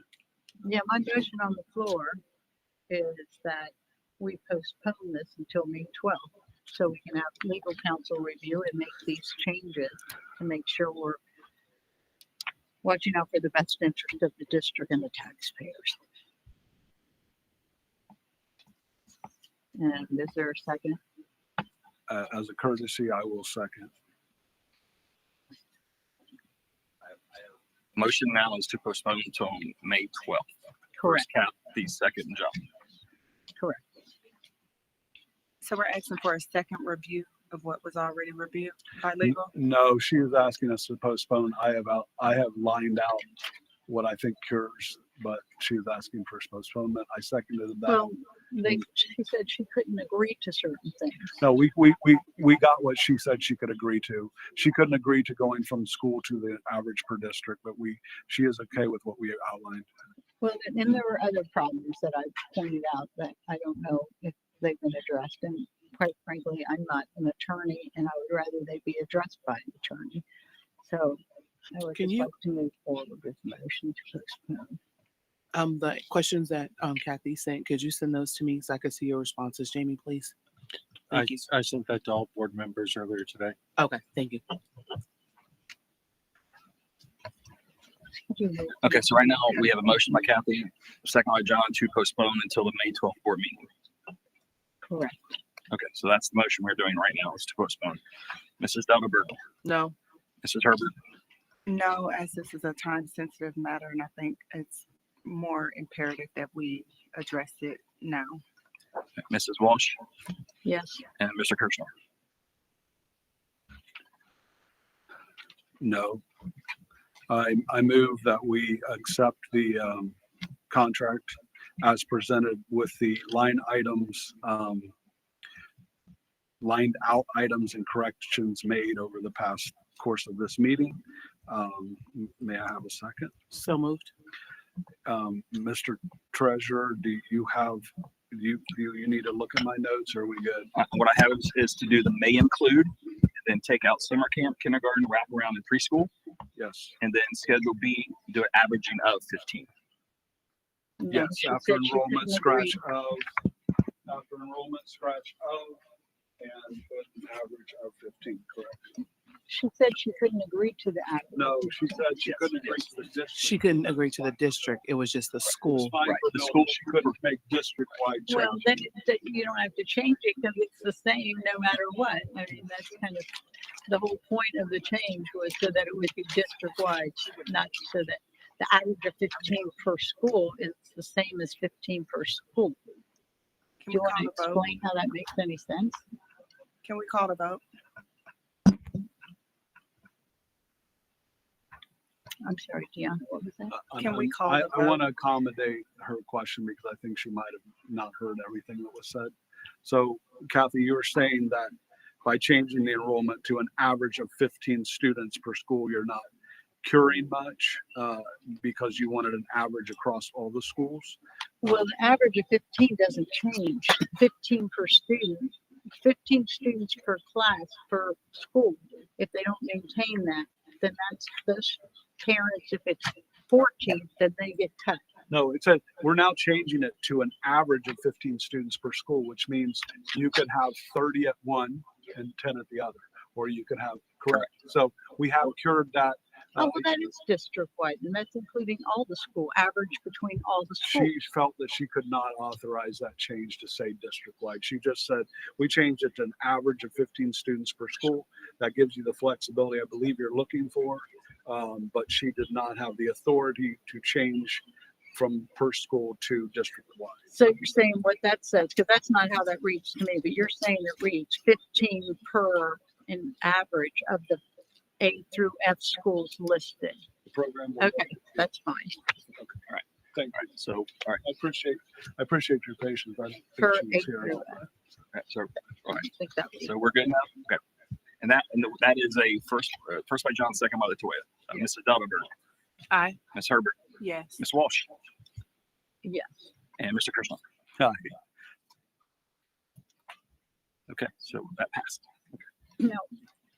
So I just want to point out that we still are going to have to cover the cost of any student with an IEP who has a one-on-one. No. No? No, Can she come up here and put that on record, Yeah, please? please I come up appreciate and it. finish that. Yeah. So this is an extra program that is not available to all students. So we don't have to cover the cost of an aide, because basically that would be the same as us sending an aide home to their house with them. So we don't have to provide an aide for them. Additionally, those children who need a one-on-one aid like that are likely not to be accepted into that program because they're receiving other things after school like ABA, occupational therapy, all those things. So that's really the kids who will be in this are going to be your basic special ed kids that have general disabilities, not disabilities that would require one-on-one aids, paras, changing, and all those things. And currently with our EDP program, we're not doing that anyway, correct? Just to Correct. confirm. correct. Okay, thank you.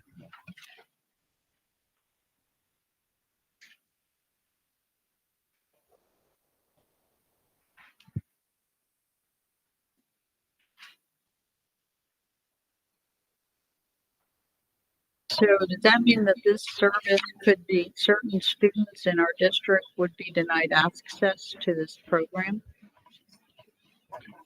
Is that against our policy to have an exclusion of people in our students in our district not being able to engage in all the programs that our district offers?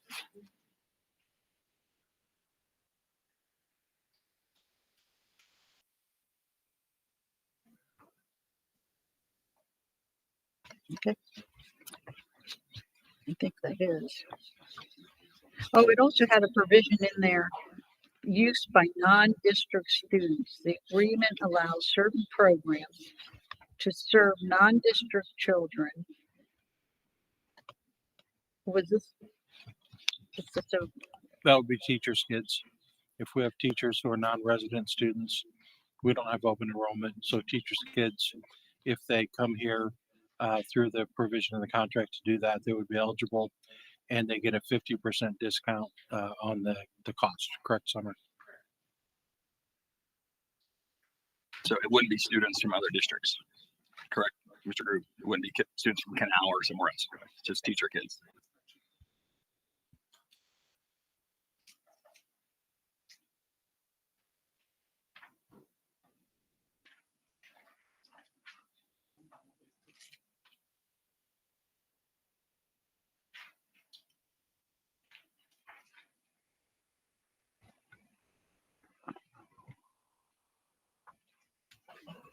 point of order, are we still, we still reviewing the contract that we just approved? Yeah. I'm reviewing it. I'm checking out that one provision. But no, okay, we can go through that. Go ahead. Go through that.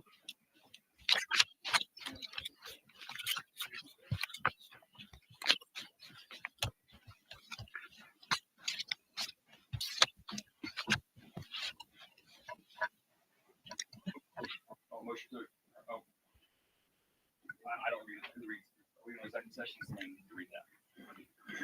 No, I thought we were voting on this contract. We already voted on that. We're gonna move it on to executive session. We already voted. I didn't vote. Yes, you voted yes. What, is that No, what you're, no, I did not vote on this. are you talking about the contract? Yeah. Yeah, we, I thought that was to change the one provision, section, what was that? No, that's why I was his doing motion point of was No, I order. want to recall my vote. I I'm didn't sorry, vote on you- this. you That were- was supposed to be for the one motion to add, what Yeah, was so- that? It was a motion No, that John you're- had to add So the you- 15 you were, students. you were reading, and I think you missed. So the motion was, you made the motion to postpone. I seconded. That was voted down 3-1. Then I made the motion to accept the contract as presented with the following line item exceptions, and that's what passed. Right. That's not what I heard, and that's not what my closed caption said. So I'm sorry. my vote would be no, and I would like that to be reflected. All right, so we're now on to executive session. Um,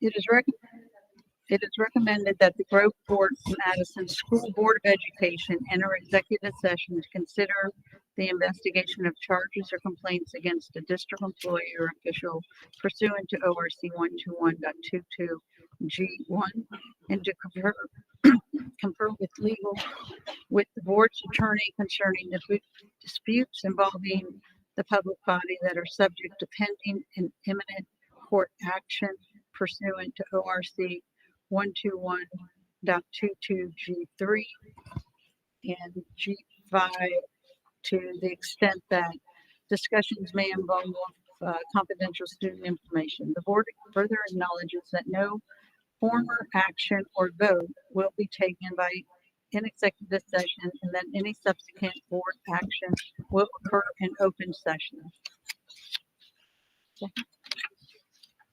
I will second. All right. Kathy at first, John second. Okay. Mrs. Zellenberger, Aye. Mrs. Herbert, Yes. Ms. Walsh. Aye. And Mr. Kirschner. I request a 5-minute recess. Okay, 9:47 PM. Thank you.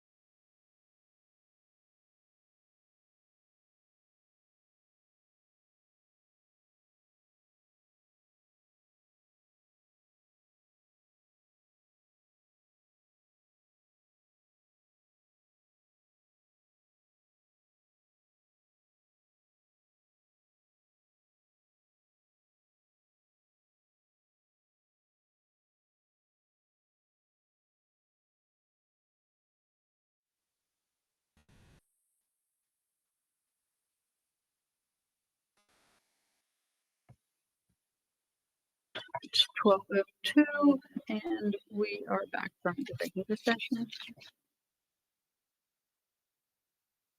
And we'll move on to item K. We did not have any action after executive session, so now we'll go back to D, which is something else now. What is it now, Adam?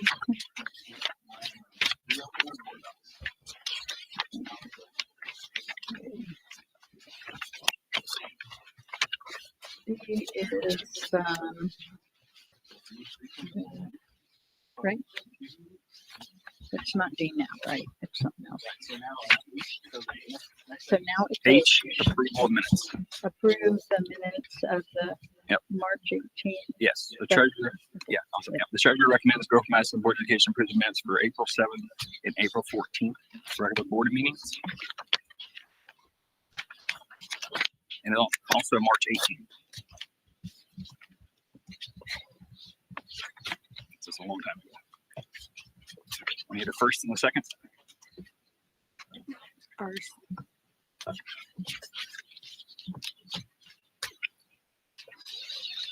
So, I'm sorry. I'm gonna move that we move these to the March 12th meeting, and the reason why is I have the meeting minutes, and there are so many things that are inaccurate in the minutes. So if you look at the 14th, and I know that's not the first one on here, but we have item E on the minutes, that was removed. Item G was removed. Item H was removed, but they're on the minutes. Then we have this where it says Miss Walsh says this, or Mr. Group says this, or whatever. There's things in there. There's like a summary. So right now the minutes include selective paraphrase sentences attributed to individuals, and that's consistent. All three of these. So I'm just going to hand those down, and then. And they don't reflect what was actually said. I mean, it can be taken out of context. As a result, the record is not fully accurate. And if we want to do a transcript and have it say what everybody said, word for word, then we could. But our policy BDG says that, it's sufficient fact and information to allow the public to understand the rationale. And that was, I can't rewrite the minutes, but here's an example of how I think would be better is like I did I-4. And it just says the board considers a revised job description for the director of business services. Revisions include clarification of oversight responsibility, including transportation, food service, in alignment with prior versions. Discussion focused on the scope, authority, supervision, evaluation, and responsibility. It's just a paragraph, right? It's going to be, in my opinion, I would think it'd be easier for the treasurer or his staff or who's ever doing this, but to paraphrase and just pick what content whoever's writing it wants to put in there is not accurate. And I'm going to hand this to the treasurer. And I knew that we postpone the minutes till the 12th or such time as the treasurer. It could be the first meeting in June. I'll second. Could you do roll call on that motion to postpone for either May 12th or the first meeting in June?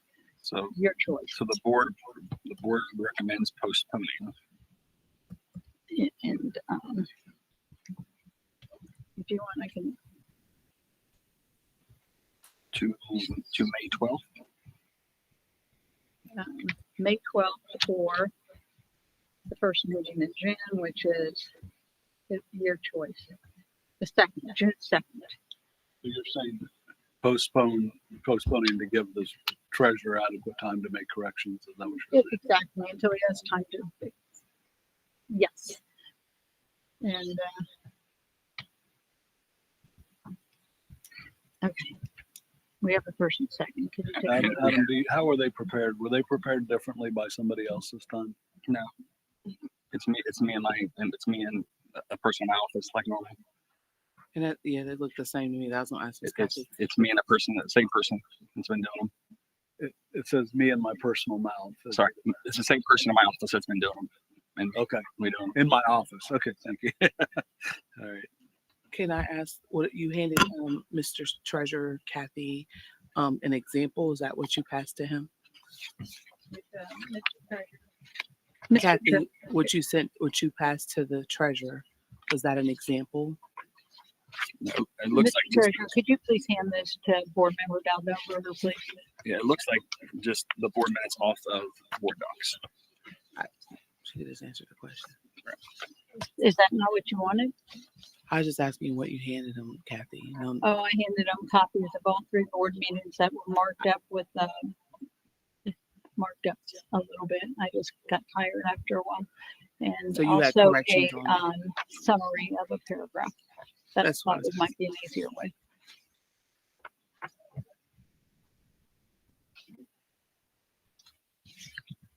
Okay. So we have a first and second to postpone the minutes till May 12th meeting, or I'll say, or later, since it's next week. Okay. Roll call. Mrs. Dauberberger, No. Mrs. Herbert, No. Mrs. Walsh, Yes. and Mr. Kirschner. Yes. Okay, you can do a motion to approve the agenda, the meeting minutes then. Okay. I need a first. I had a first for Deanna to approve them. I need a second. So moved. I'm sorry. What just happened? This is going back to the original motion to approve the minutes. The motion did not pass to postpone, so now we're voting on approval of the meeting minutes Thank you. as presented. Correct. With all the inconsistencies. Okay. Mrs. Dauberberger, Aye. Mrs. Herbert, Yes. Mrs. Walsh, No, and Mr. Kirschner. No. motion fails on to the consent agenda, which is item HI now. Is that right, Adam? What'd you say? I. The superintendent recommends the Groveport Madison Schools Board of Education approve the consent agenda items as listed in items 1 through 5. So moved. Second. I do have a couple of changes. One change, one recognition. First thing, I just received an email a few minutes ago. Mr. Smathers has requested to change his resignation date to May 29, 2026. And then second item is the approved revised football and cheer trip. I mistakenly thought that this was going to be a cost savings for us. We're going from 5 yellow buses down to 3 charters. It's actually going to cost us, is it 700 more, Adam? Oh my gosh, forget it. But we couldn't get the 5 yellow buses. We wouldn't have availability for them to do that. But that's just, we already approved that trip, but it's changing to move it to the charter buses. Thank you.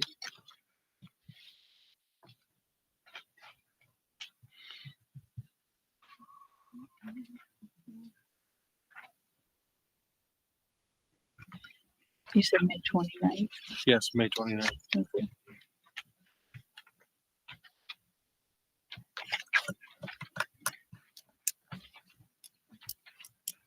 And that was the only change to the, besides the football, right?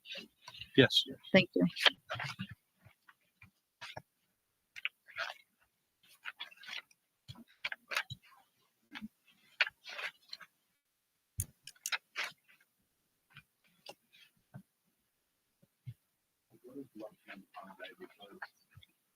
It's actually,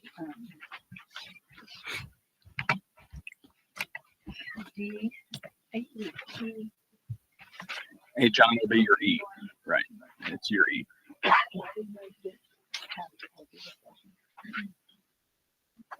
So do you have a contract for the football trip? Or do you just have a price?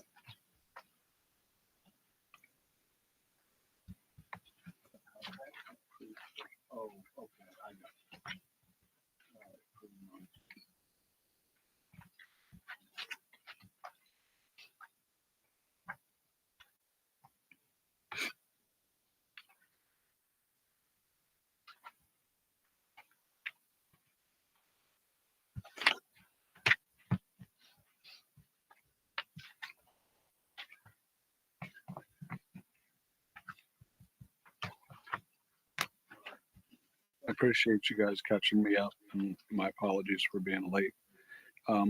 What items remain that we are voting on in the consent fashion? In your board agenda, it's all 5 items. It's E, I think, shown in the original board packet. 1, 2, 3, 4, 5. That's it. Correct.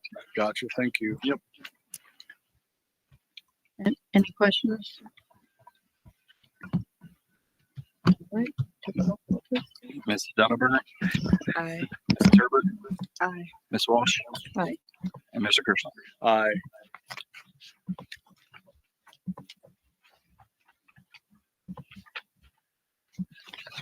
Okay.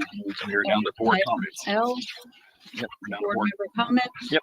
Yeah, I just have a quick one.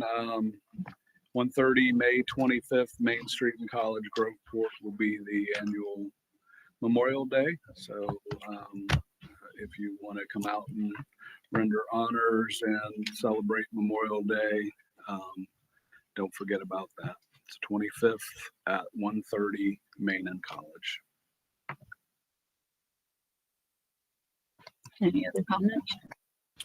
Yes, I wanted to congratulate our communications department on their awards that they received. So shout out to Ty and the entire team through I think it's the Ohio School PR Associate. I don't know I know the act. Okay, I'm in the vein. Cool. 4 awards actually total, correct? Yep. So congratulations to Ty and the team. Wanted to make sure that was on record for them. And then also, I believe it is Teacher Appreciation Week. So thank you to all of our educators who educate our babies every day. My daughters love their school, their principal. They're very, very happy. They're excited about what they learned when I was gone. I texted my daughter and she was telling me about the War of 1812 and was breaking it down. And I was just like, wow, she's in 2nd grade, really explaining it to me. So I think I've got a little history buff on my hands.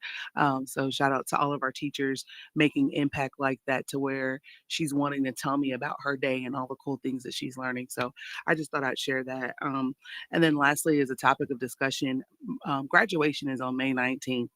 And I don't know if it's a way for us to consider moving our May 12th meeting, because that's 3 weeks like back to back for our administration, with us having graduation on the 19th.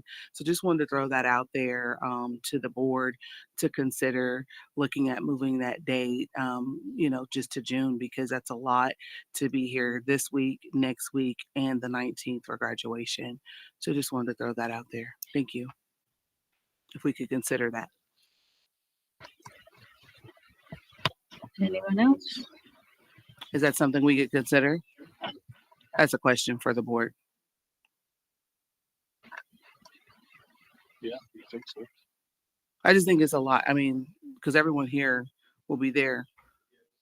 That's what I was saying.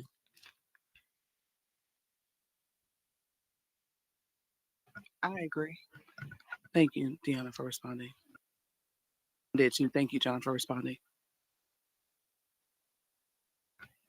You heard my response, right? Yeah, you said you agree. Yeah, I just don't know what date. I'm just thinking, just to be mindful, them getting ready for graduation. Right. Hopefully we can just do it with one, right? Anyone else? I do want to, not that we're going to have him say anything tonight since it's after midnight, but the gentleman in the 2nd row is Bobby Dodd. He's our new Director of Business Services. So Bobby, welcome. I'll have him introduce himself at another meeting that's a little earlier. And is he getting his honorary travel pillow for board meetings? I think so. I texted him earlier and told him it's too late to change his mind. So before we leave today, on the topic of the meeting next week, what is the plan moving forward, Ms. President? We've got 3 members that are talking about it, and just want to make What sure. are you wanting added to the agenda, please? I don't want to add to the agenda. I'm asking about for us to consider as a board to move the May 12th meeting or cancel it, because we have graduation on the 19th, and that's 3 weeks in a row that everyone in this room will be like literally back to back, and with graduation being on the 19th. So I'm asking we either consider to cancel or move, but not to do it 3 weeks in a row. So you're asking that we not have a meeting in May at all? I said we had a meeting Another in May. meeting, a second meeting, I mean. Whatever it takes. I just want to be mindful. There's a holiday and we have graduation into school, and we've had this meeting. If we have another meeting next week, then we're here again for graduation. And I just think that would be something to consider for our staff.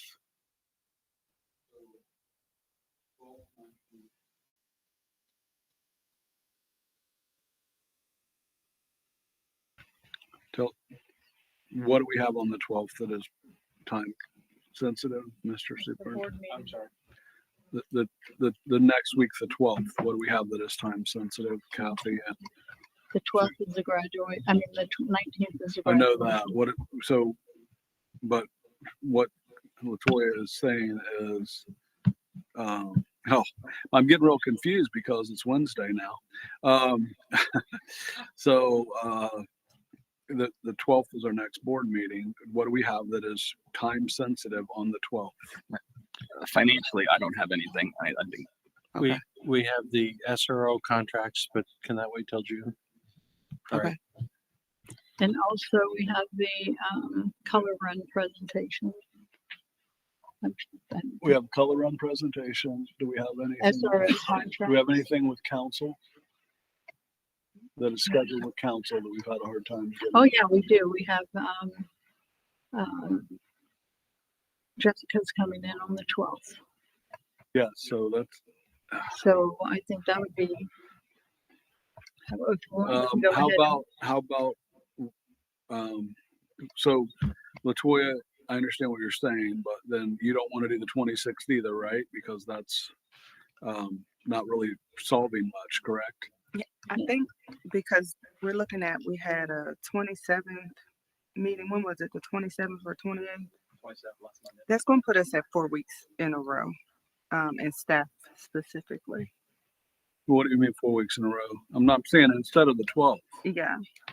I'm So just, it's not going to make it any better, but it has taken quite a while to line up a schedule with Jessica Philemon. That's the only thing Yeah. that worries me. So because we obviously, we can make a decision here and we can blow up what we've been working on with her, because we don't know what her next availability is. So, are